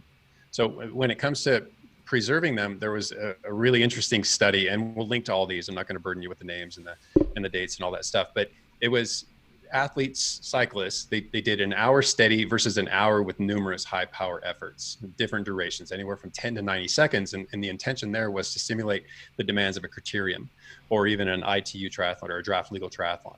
They want riders who have basically fatigued themselves, and they want to see how their sprint stacks up to riders who rode more steadily over the course of an hour. And what they saw across the board was about a 6% decrease in their final sprint power. And 6% is substantial. I'm not going to try to figure out some math here as an example, but if you took two sprinters who were very evenly set up, and one of them was, you decremented their final sprint power by 6%, it'd be a pretty big margin at the line over the course of the closing maybe 250 meters. Oh yeah, 1% would make a huge difference, and 6 would be astronomical. And huge. This is, we talk about not everyone shows up to the start line at 100%, but also almost no one sprints at 100% at the finish, because everybody's just got an entire bike race under their belt. So it's a good thing to keep that in mind. And it's actually, even when you're training and you're trying to get your peak power higher, it's extremely rare that you're going to hit that, even in a perfectly executed sprint at the finish, because you will have taxed yourself leading up to that. And this gets back to Jonathan's point, which is the higher your base level of fitness, the less you're going to lose throughout the course of a race.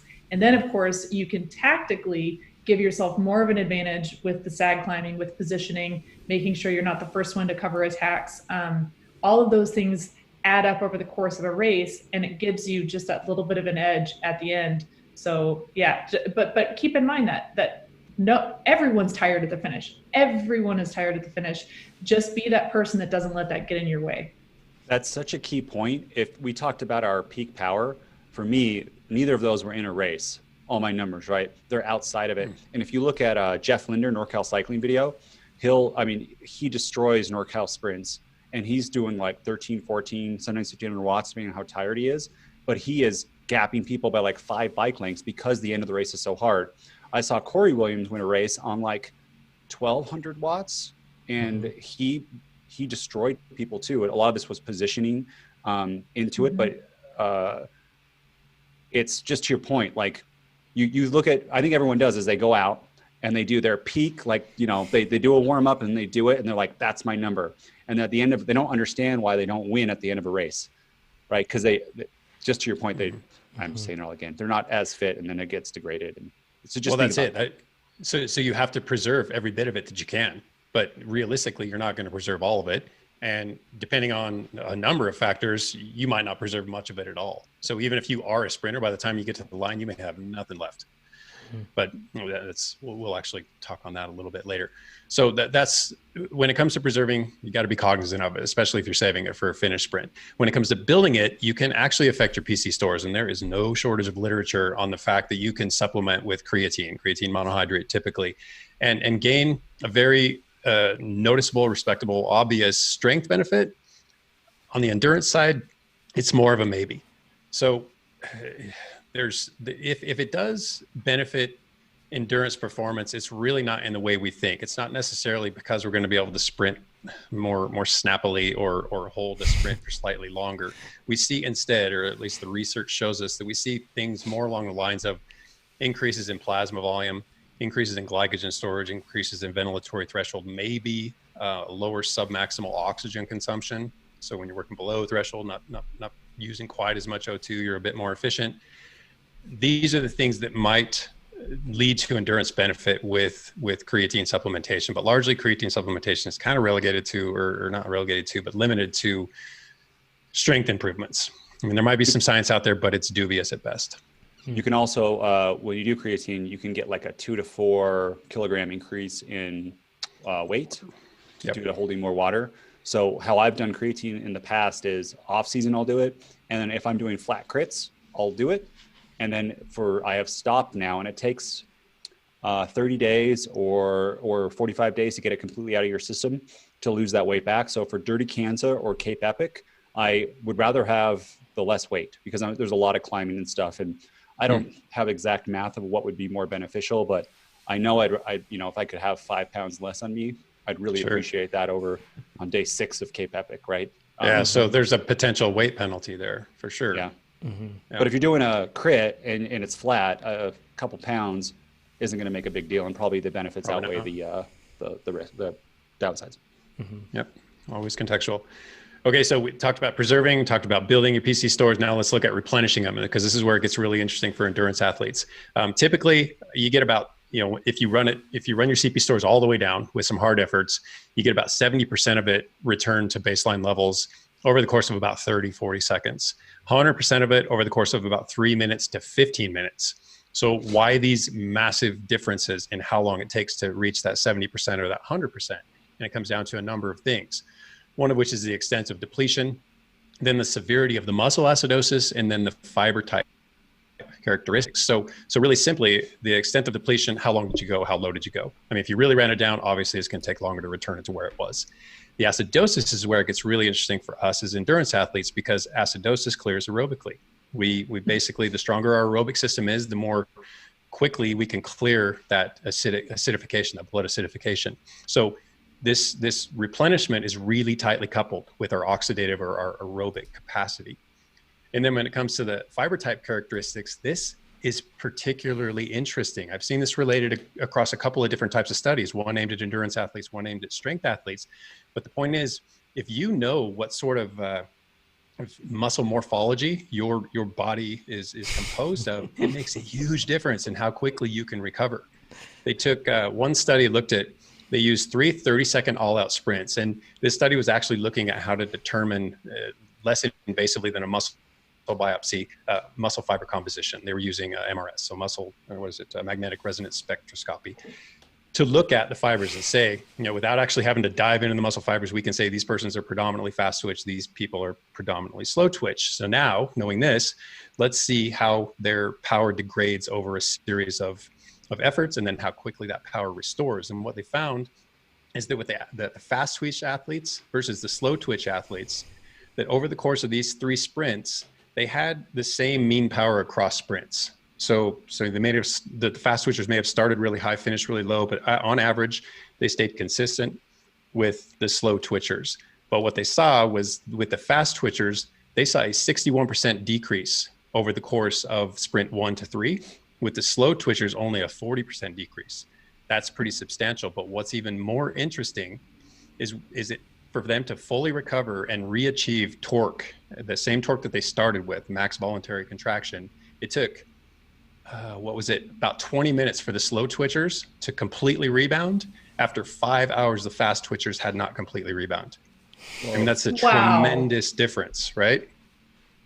Yeah. So if I'm a very fast twitch sprinter, you're not going to be the guy or the rider who's flinging out attack after attack after attack, because it's going to take you a long time to rebound. You're going to have to be really good at hiding if you have any chance of rekindling another sprint later down the road. I would like to give an update on the muscle biopsies. We had someone who was going to do it for us at Tour of America's Dairyland, and John and I were lined up. And then I think someone else higher in the department was like, no, why would these people want this?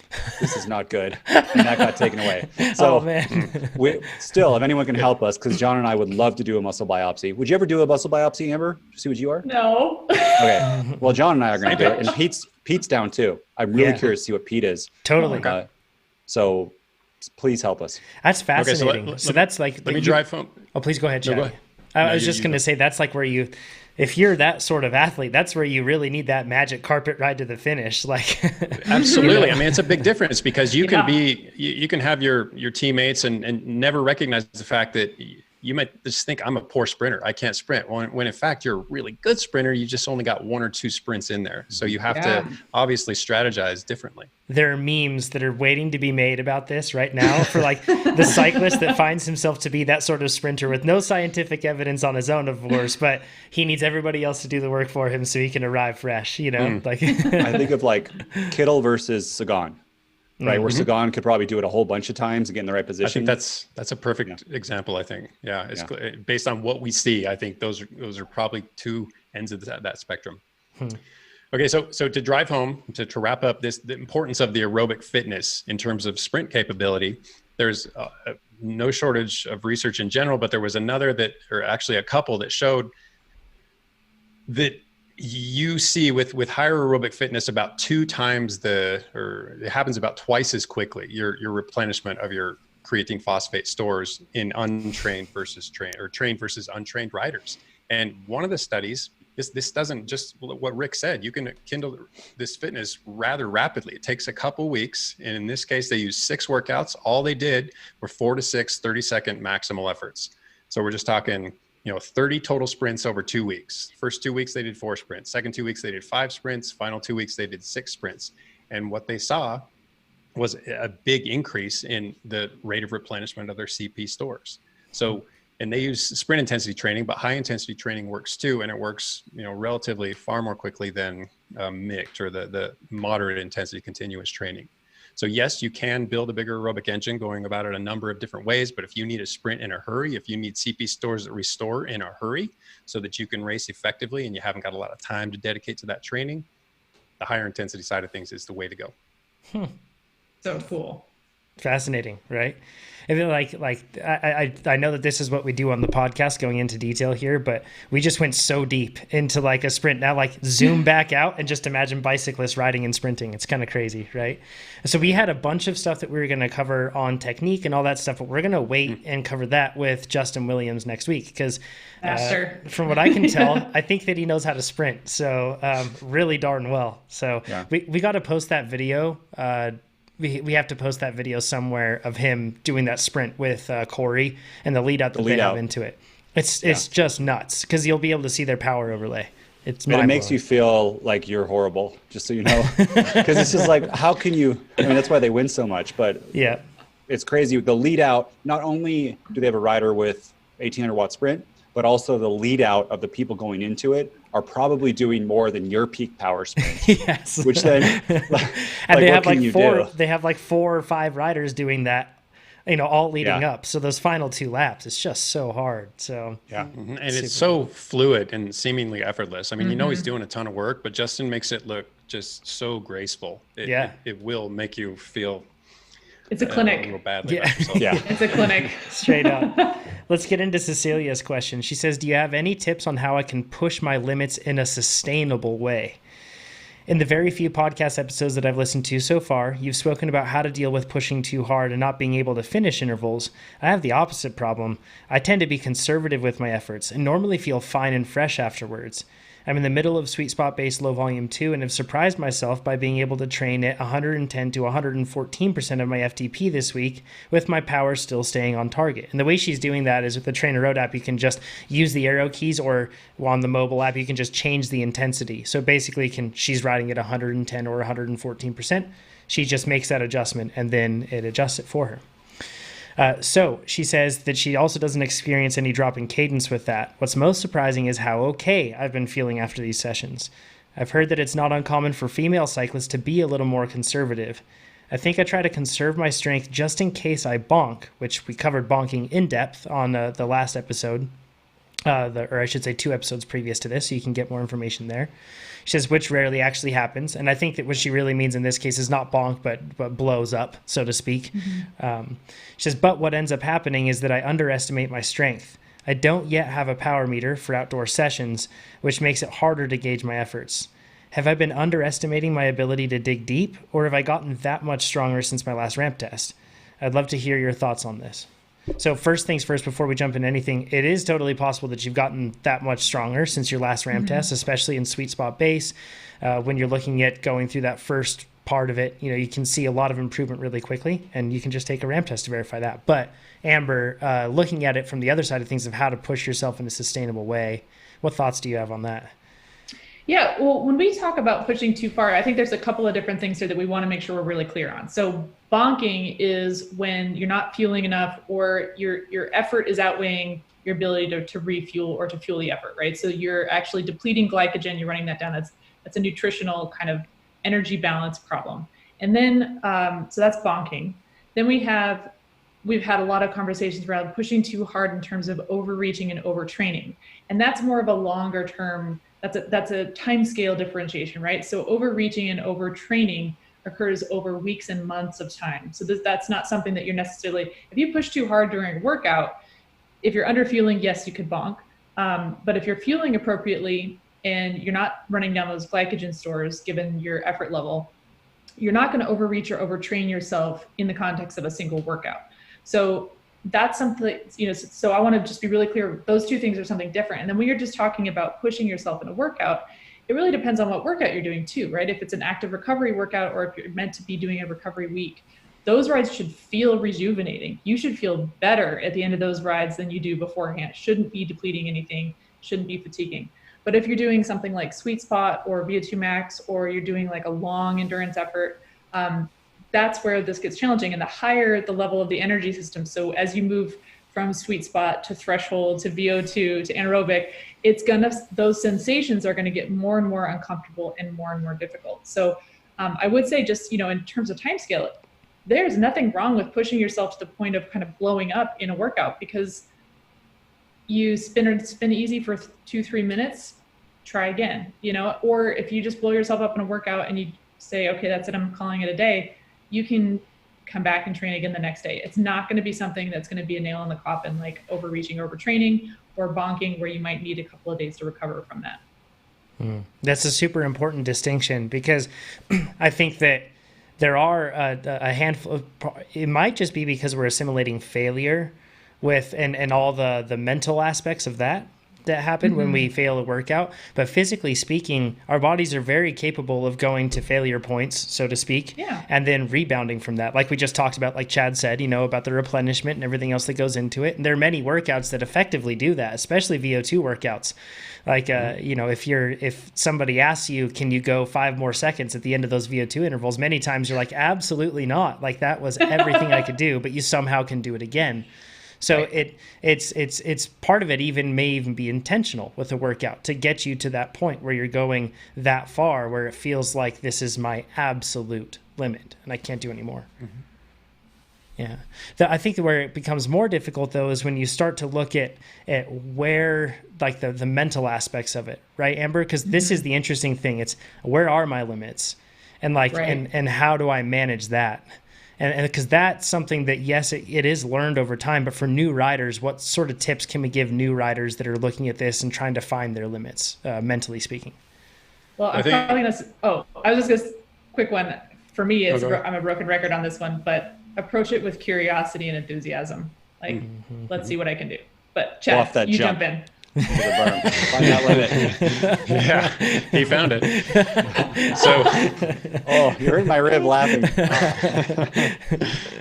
So Cecilia, I want to draw attention to one term you used. You asked, how can I push my limits in a sustainable way? And I do like that you use that term, because it implies that you're looking at the bigger picture, not something you can do one workout and then dread every subsequent workout, but something you can do each time. It does need to be sustainable, because just like fitness, this is a process. You're not going to be instantly good at it. You're not going to be instantly tough, not as tough as you can get anyway.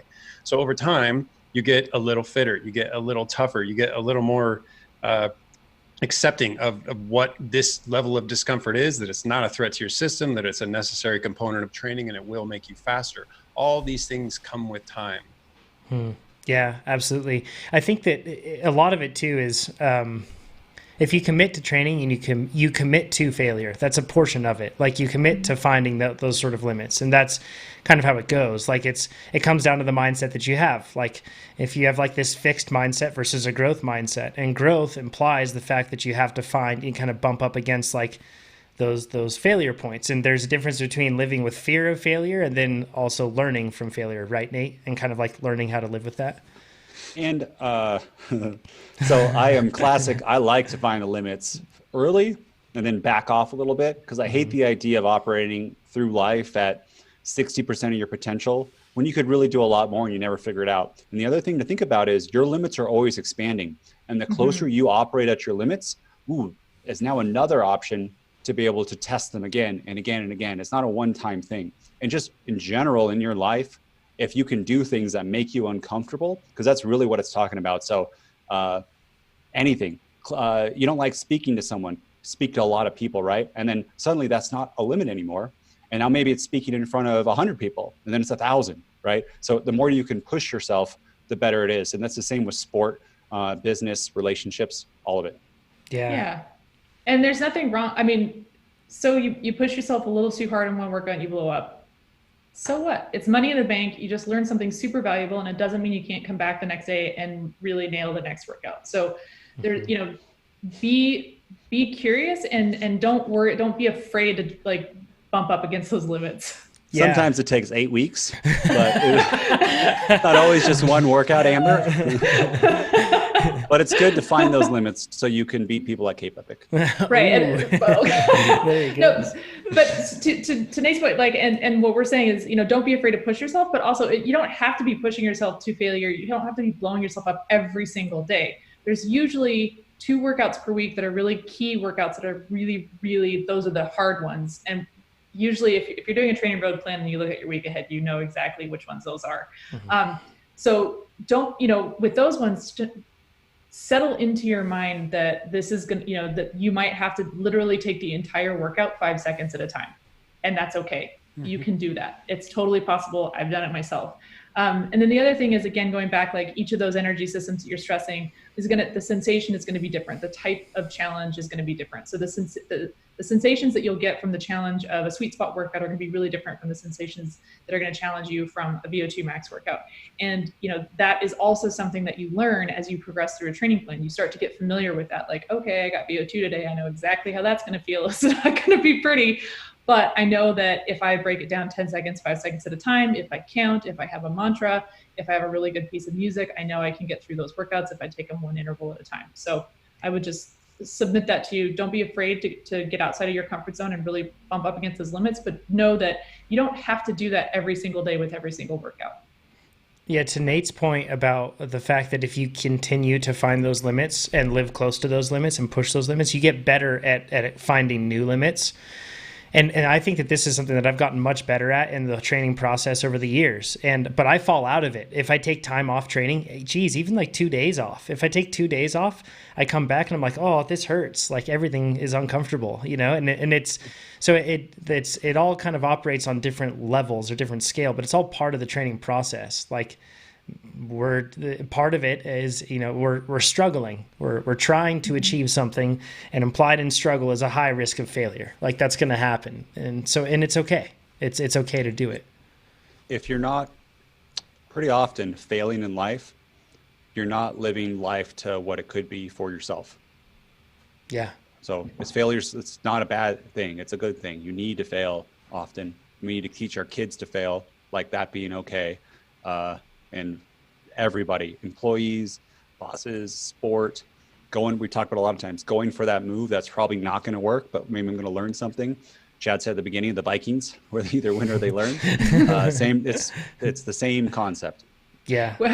I just did a webinar the other day. We were talking about a similar topic, and one of the gals there just had a baby. We were talking about toddlers, and I pointed out that you watch a little kid learning to walk, and they topple over. They're not going to lay on the ground and go, "Oh, stupid, guys suck. Yeah. Never going to learn how to walk. That other baby has probably learned how to walk 5 days ago. Man, it's silly. It's a learning process, and yeah, we're going to stumble and we're going to fall, but it's not something to beat yourself up over, because you just learned something really important. Yeah, for sure. Absolutely. Can we skip ahead to Trevor's question, and then we're going to take some live questions that people have submitted? Sound good? Yeah. You're the quarterback. Cool. All right. Let's go to Trevor. He says, hey guys, huge podcast fan. I have the problem of getting numb toes when I ride. It doesn't matter if it's trainer rides, outdoor rides, or mountain biking. It also happens across multiple different shoes. So is this a shoe fit problem? Is this, he's mentioned some sort of illness perhaps that you guys have heard of, something else? Thanks for the killer content, even though sometimes it feels like drinking from a fire hydrant. That's what the rewind button's for, and taking notes. I guess like the first thing we should probably cover is some of the science of what's going on to cause the nerve or cause any sort of numbness, right? Because a lot of the time it's just, I've got numbness, I don't know what it is, and somebody throws out a tip. I've heard this so many times on group rides. It's because your shoes aren't stiff enough. It's because you've got the wrong saddle, or your socks are too thick. I've heard plenty of things, right? But probably best to cover kind of what's going on. Like we're talking about circulation, we're talking about nerves. And then on a bike, we're talking about specifically nerves that are likely somewhere involved within those triangle of contact points, the saddle, pedals, and then also your hands. And it's something that's important to be objective about it if you're going to try to solve it, just like you try to find a creak on a bike. If it's creaking somewhere, you go through the chain, you go through the cassette, you go through everything trying to find wherever it is, all the way back up into the pedals or handlebars even. So I figure we can probably just share some things that all of us, has anybody else here dealt with numbness while riding? I think all of us, right? Yeah. Oh yeah. So we can probably just share some things that have worked for us perhaps in the past. Maybe numb toes. Let's start off with that. Who's had numb toes, and then what have you done to change that? Nate. Ooh, I had it like a hot foot once, and it'll occasionally happen too. I just put my BOA dials too tight. You can easily over tighten those things. That's been the fix for me every time. Yeah, that's all I was going to say. The difference between one click on a BOA can be the difference between feet that feel good and feet that start to fade out over the course of a ride. And then I have high arches, so if I don't support that arch very well, I get those hot spots because my foot depresses too much and my forefoot spreads into the sides of the shoe, and that gets really painful too. So we have to support the shoe, and then of course don't over fasten your BOAs. I would say too, I mean, if you have the luxury of trying on different types of cycling shoes before you buy a pair, every brand has a different shape. And so usually you'll end up identifying a brand that really works for the shape of your foot. And that's a good thing to figure out if you have that available to you. And then the other thing that some of my teammates used to do, which kind of blew my mind at the time, but it sort of makes sense. And of course, we were on teams where we would have a sponsor, so you would have to use whatever shoe was sponsored, whether it fit your foot or not. So some of my teammates would have shoes where they knew they had a hot spot, and it was, maybe just something about the shape of the shoe was really rubbing on one spot. They would just cut an X into the fabric of the shoe, just straight up cut it, and it would relieve pressure in that spot really effectively. And that's it. Like no more doctoring than that. Just like cutting an X so that it relieves pressure in that spot, and that was it. That's that really, on the inside or the outside of the fabric? The outside, just straight through, all the way through the fabric. Pro life right there, right? Like, and it's not. It's like, yeah. So you have a hole in your shoe, but honestly, it actually really works. So yeah, it's not the most elegant solution, but it's effective. I struggled with numb feet a lot when I first started, and part of it was I had really bad cycling shoes that were really flexy, so that as a result I could like tell you the exact shape. It was practically like micrometers, like where my cleat was, because I could feel it pressing into my foot just because the shoes weren't stiff enough. That made it really uncomfortable. So yeah, I got stiffer shoes, that helped. But thinner socks, like I like really thin socks when I ride, and that usually just allows, it just decreases some pressure on my foot. Like Chad, I have really high arches, and then I also have high insteps, and then I get custom insoles by Sure Feet, not Super Feet, because those are like the non-custom ones, but Sure Feet. They usually do like ski boot insoles, but you can go to any place that does them, and you can get them for your cycling shoes too. Just bring in your cycling shoes, and the cool part is they'll go through the whole process and iterate and improve them with you when you're there. You can even have, like on mine, I really love in the specialized insoles how they have that metatarsal button is what they call it. But it kind of fills in like the hollow. If you're watching on YouTube, like we all have a hollow in our hand here, and you have a similar hollow in your foot that's underneath and just in front of the arch, basically. And they have that little button there. So I asked them to do that. They even added that on. And since I've had that, I've had zero issues with my shoes whatsoever since I've gotten those custom insoles, and they've lasted for 3 years now. And they'll continue to last. They're bulletproof things. So that's like a huge help. And once it's properly supported, then your foot can sit well. But that introduces a totally different problem for me with BOA dials in particular, is that it has to take a long time for like the S-Works shoes that I have for them to break in. Because for a long time, because of my high instep, that the top like BOA lace will just like slide up really high into my ankle, and it's extremely uncomfortable and causes numbness there. But yeah, absolutely. I think that's like one big thing. Then the other thing, I had a really bad saddle, and that was also causing numbness before in my feet. I don't know if anybody else has experienced that, but my saddle was worn out and flexy. So it was like a suspension component on my road bike. And once I changed that out, it was much better. What about numb fingers? That's like a common one for people. Has anybody experienced numbness with their fingers here? Yeah, definitely. Yes. Amber, what have you done to change that? I didn't have to do a whole lot, but often, especially when my hands get cold, I'm a little bit more susceptible to this, but I usually get it when I'm really not moving my hand position. So I'm just sitting with a lot of pressure on the tops of the bars, and I'm not moving between the tops, the hoods, and the drops. And I'll usually lose sensation in my pinky and my ring finger when I do that. One of the things that really helped me early on, a bike fitter showed me this trick, and I'll just share it. A lot of women have smaller hands, and it makes it a little bit awkward sometimes to reach around to the shift paddles and the brakes. And there are often situations where you want to have your fingers on the shifters to shift, at any given moment. And if your wrists have to be at a really awkward angle, that could be a problem.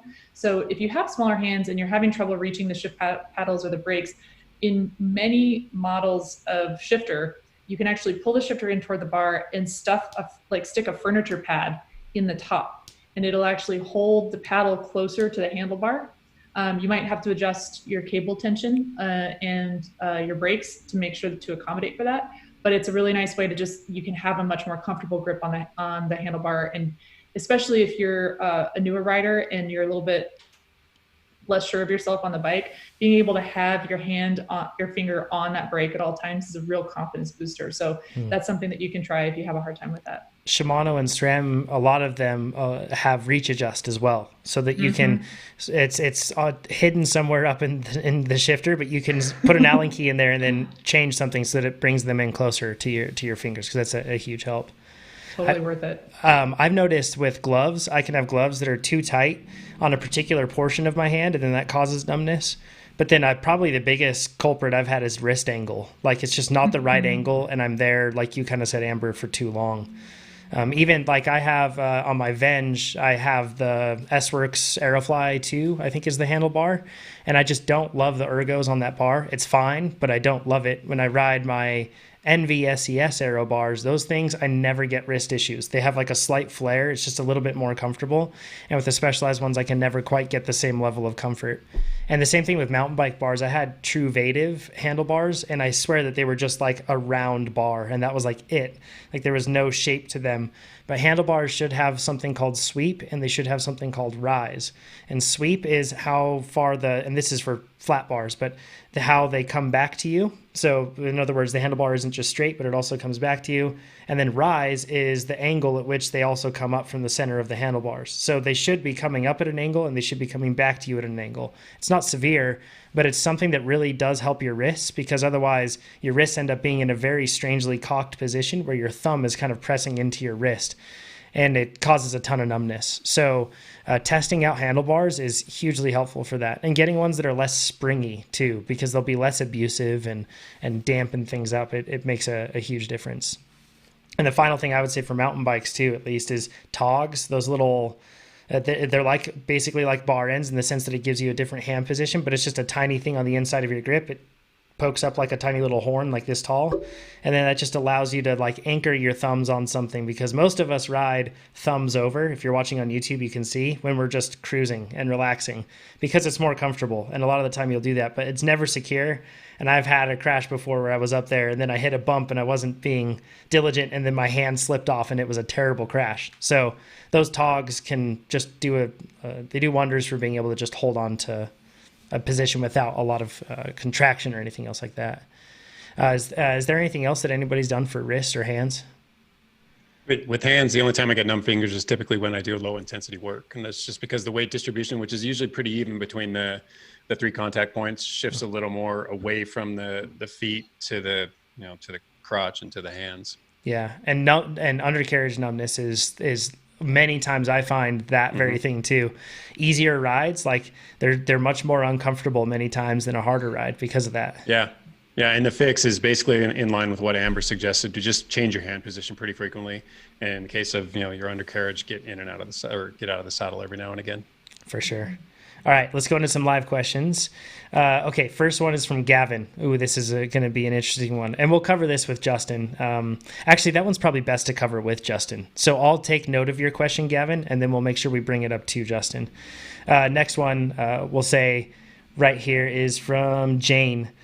So she says, Amber, did you really go to a failure point on the ramp test, or did you not want to show them all up too much? Oh, dang. That is the question. I wondered the same thing. I know. She's actually like 33 watts. She's not enough. She's FTP of like, her FTP's 360. She's just like riding along, and suddenly she went in that ramp test like, oh, this is getting conspicuously long. I need to drop it down. Can we still get you drug tested? She's not doing any sort of USAC events, right? So nothing sanctioned. So that's true. That's true. But yeah, Amber, do you want to address that question? Do you want us just to continue and gloss over? No. I went really hard. But the thing with the ramp test, I think it's really hard not to finish and think that you had more in the tank. Like I think it's extremely difficult to really lay it all out there. It was very, very hard for me. I will say that. It was super, super uncomfortable. But I do tend to have a little bit of a poker face. And I was actually, so I had actually turned off my headphones, but I was trying not to watch the screen. A few episodes back, we talked about syncing up your breathing with your cadence. And that was really what I was focusing on. And I was just counting down. And I was really actually focusing specifically in on how uncomfortable I was. But years ago, a friend of mine a fellow cyclist had pointed out that even when you're really, really hurting on the bike, you're actually very far from death. So it's kind of focusing on like, yeah, this sucks, but like, I am okay, and I'm still okay, and I'm still okay, and I'm still okay, and then just counting down and just seeing how long I could go with that. And then of course, once I heard the beeps for that minute, it was like, okay, this can finally be over. Did you know that you were the last one going? Did you glance up and see that? I was actually just glancing up at the time because I just wanted to have like a marker, but everyone was still pedaling, so it was hard to see if anybody had stopped or not. I was just really in my own head. She's just looking really at the time to find like the point where it became too strange that she would keep going. That's all. What was your weight going into that? I think I'm like 151-ish pounds. Yeah. So what do you like? Where are you going to go from here? Because I really need to know the answer. 270 was your result, right? So concerned. 273. Okay. Yes, I am. Nate's spreadsheeting right now. He's figuring things out. Well, okay. Yeah. So my plan is, I do want to say like, so Nate just broke a rib. I just had a really good ramp test. There's a long time between now and Cape Epic, so a lot can happen. Mm-hmm. So I am not counting chickens. I'm not getting complacent. And I think this is a really good illustration of you can't put too much stock in bad luck, bad days or good days. It was certainly something I could celebrate. It felt like a really good win, and I felt really good about that. But it's not something to get complacent about because anything can happen. I could take a tumble and break my rib too. And Nate, you have a long ways to go too. So don't worry too much. You got plenty of time to come back and smash it. In Slack, she has this like bot. So every 30 minutes, she's just like sending me a previous win that she did. There's no comment on it, just like how she did in the pro. Listeners, you have no clue. Like the trash talking Amber can do in Slack is great. And then she gets on the podcast and it's like she's supportive and everything else for Nate. And then she just tears him apart. I talk trash on the podcast and everyone's like, why are you picking on Amber? That's not good. I'm like, you guys don't understand. Exactly. I'm going to secretly record it, putting it on Instagram. No, Brandon and I were joking yesterday that we just like to let our legs do the talking. That's our snack talk. There you go. There's a little taste of it right there. Yep. Yeah. There you go. Kai says, first year TrainerRoad user, and I love it. I had a 70 watt FTP increase since November and have broken the 5 watt per kilogram barrier. Way to go, Kai. Right on. He says, but now that I'm in specialty, which is the rolling road race plan, I cannot complete my workouts. Why is it normal? So to the last question that you asked, totally not normal. Especially like if you were saying like in the build phase, it's really hard to complete the workouts. Yeah, they're hard. When you get to specialty, it should not feel, because you've just gone through the build phase, it should not feel that hard like it was in the build phase. So my assumption would be some sort of fatigue and not taking into account all the other stressors that were probably contributing to this. That's at least what stands out to me. Anybody else? One thought that I have is the nutrition differences gaining 70 watts is probably going to be significant.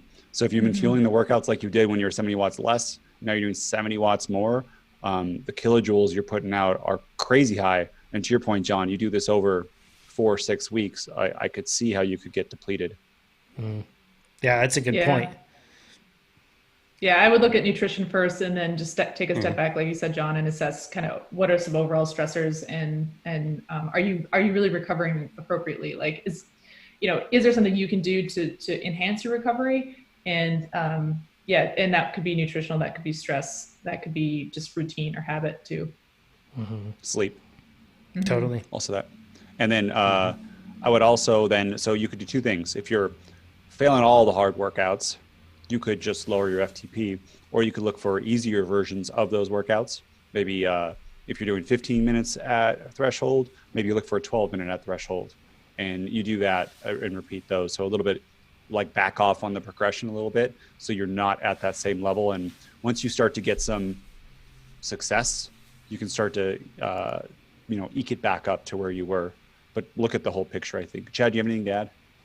Just that I'm in a similar situation where everything is hard. Even the days that shouldn't be that demanding are challenging me too much. So I've basically taken two back-to-back days off. It's actually going to amount to closer to 3 by the time I get back on the bike. So it'll be a full 70-ish or so hours off the bike. And I know it's pretty hard for a lot of athletes to swallow, especially when they're super consistent and we push consistency above all else.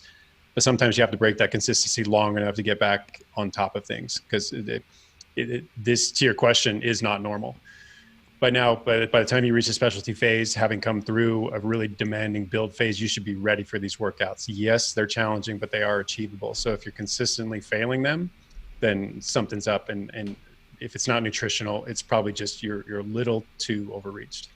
That's a good point to what Chad said. And sometimes people don't think about this, but Chad's lifting weights and running, right? So I'm sure that is taking away from his cycling. Because if you were just doing what you were doing for cycling, I highly doubt you would be tired. Yeah, you can bet as I've already have plans in place, and I'm formulating the rest of that plan this weekend. But leading up to Cape Epic, strength training is going to go basically to maintenance and isometrics. Running is basically going to be off the table unless I incorporate it into little aspects of strength workouts. But I'm not even sure about that. I'm probably just going to neglect the running completely and entirely focus on riding, because it's hard to balance two things, let alone three. When are you planning on, I know you said this before, but what is like the week or the date that you're going to start building towards Cape Epic? Basically 3 weeks from now. So we did the ramp test, and then the next ramp test actually kicks off my 36-week trajectory to Cape Epic. Sweet. I'm excited to see it. Me too. Yeah, I am too. It's the first time in a long time that I've had proper motivation to actually train for something. I had it for nationals and that fell through. So now I get to realign, and I'm just going to expect that this will happen regardless of any postponements or whatever could happen. I don't know. I feel like it's a little lesser version, no offense to you, Chad, of Amber. You were high level fitness, then you've taken time off, and now you're going to come back and those nuclei are there. And they're going to just be like, yay, and let's get big. I'm also coming up on 50 years of age. I mean, I'm a little ways out yet, but I'm not trying to use that as an excuse. In fact, quite the opposite. I'd like to show that even at 50, I can still rekindle 90, 95, 98% of what I had. Yeah, that's awesome. Let's run through some quick ones really fast, okay? So this one is from Joe. He says, for outdoor workouts, is there a way to have the workout and interval pause when the power reads 0, as opposed to pausing when the GPS doesn't detect motion? I'm thinking about encountering a steep downhill. There's no trigger on Garmin's where you can say if power reads 0, pause. But what you can do is just simply hit the start-stop button. So stop, and then it'll pause your workout, and then you'll hit start again. You'll notice that it will still graph if you have the customized screen like we have on our blog. You can see that for how to set up your Garmin workout screen. You'll notice that it'll still graph like 0 power while that happens, but the timer will not be progressing while that happens, just so you know. So it's a good way to be able to pause it. Two, on those workouts, if it's a variable amount of rest, let's say between long threshold intervals, you won't advance to the next one until you press lap. So you can descend, and if it's a little bit extra minute or something, not a big deal. But if it's a shorter one with like gaps, VO2 max, and it is progressing you through automatically, then you should be concentrating on getting that rest period and probably try to find different terrain to hit it. So if you have to like hit stop because there's such a long downhill, try to figure out a different way to do it. Yep. Yeah, and Megan has a whole article on how to match terrain to your interval structures for your outside workouts on our blog. Really good article. Check it out. Another question from Alex: do carbon bars versus alloy bars, do they actually help for mountain biking? 100% carbon bars are massive because they can design some sort of flex into them, a desirable amount of flex. So it does make a difference, but not all carbon bars are created equal. I've had the best luck with NV stuff. I know it sounds like it's sponsored, but it's not. It's just that's what I've had. So, okay. And then let's go into this one. Jason, we're going to ask you a question about seated sprinting being better than standing. We'll ask that to Justin. Nate, they want to know what sort of protein shake you're using. I saw you answered it on the chat, but for podcast listeners. Yeah, the On Gold Whey. I've seen studies of mercury or heavy metals and some stuff, and then how much actual protein. And On has always been one of the top ones, and it's super popular, cheap, or relatively inexpensive for whey protein too. And then the final one that we'll address this time is from Samuel. He says, if I'm accelerating too quickly in my fitness, which is his assumption, is it better to tone it back and have smaller gains, or should I take everything I can get? I gained 17% this year, and I'm up 8% on my peak from the previous year. This is a subtle flex. This is like people's like, I can't seem to like keep the weight on. I just cycle and I'm like, there's veins in my thighs. What can I do? I eat more. Do you guys, so how often you guys just get too fit? I understand what he's going for here. There's this assumption that like peaking too early, and then that is like extrapolated across many other things in the sense that like I'm just getting too fast too soon. If you're following a structured training plan, I don't think that is a concern as long as it's timed with a goal event and you're going to be fit at that time. But in terms of just overall, like I'm up 8% this year and 17% from the year before. I bet if you look at like Remco Evenepoel, or actually a much better example of this is, gosh, I'm blanking on his name now, the ski jumper, pro Grand Tour rider. I can't think of his name right now. Why can't I think of his name? Primoz Roglic. Yeah, Roglic. I bet Roglic saw I bet he was increasing more than 17% every year. But I bet that no performance coach would have said hold back, right, Chad? Yeah, no, Samuel, you're gaining some insight into your potential. So it is what it is. I mean, unless you have years and years and years of experience and you know exactly what you can, or you think you know exactly what you can and cannot tolerate, there's no backing off. Just see where it goes. You're going to learn from this. And the fact is, it looks like you're not only a fast responder, but you're continuing, you're moving forward. So one game followed by the next, I would just keep on riding that wave, see where it kind of peters out. Amber just gained 19% on the ramp test. Rounded up. So. Slow down, Amber. Exactly. It's too fast. Slow down. But the question's good. I think it's not, you're looking at the outcome. Think of the input. It's, I don't want to do so much volume that I'm going to burn out when I get close to my race. And that's very common, especially if someone has a big race. Think about that. If this is a maintainable amount of volume, keep going and then like, see how fast you can get. It might be just that simple. I mean, if you're okay with everything so far and you don't feel like you're overly taxed and you're not dreading getting on the bike and you're not sleeping poorly and you're not recognizing all these signs, stay the course. Yep, absolutely. Well, thanks everybody for joining us this week. Remember, you can see this episode on YouTube. You can join us live and join in on the live chat, all that fun stuff. That'll be next Thursday at 8 a.m. Pacific. And we're going to have special guest with us, Justin Williams. If you're joining us now for this episode on YouTube, please give us a thumbs up. It helps a ton. So more people will see the video, more people will get faster, because that's our whole entire goal here. And you can submit your questions at trainerroad.com/podcast. And of course, if you want to become faster, like all the stuff we talked about, we pour all the knowledge that we get from these podcasts, researching your questions and everything else into all we do here at Trainer Road to try to make a better product. So go check it out, trainerroad.com. We promise it makes you faster. And with that, we will talk to you all next week. Thanks, everybody. Bye, everyone. Bye-bye.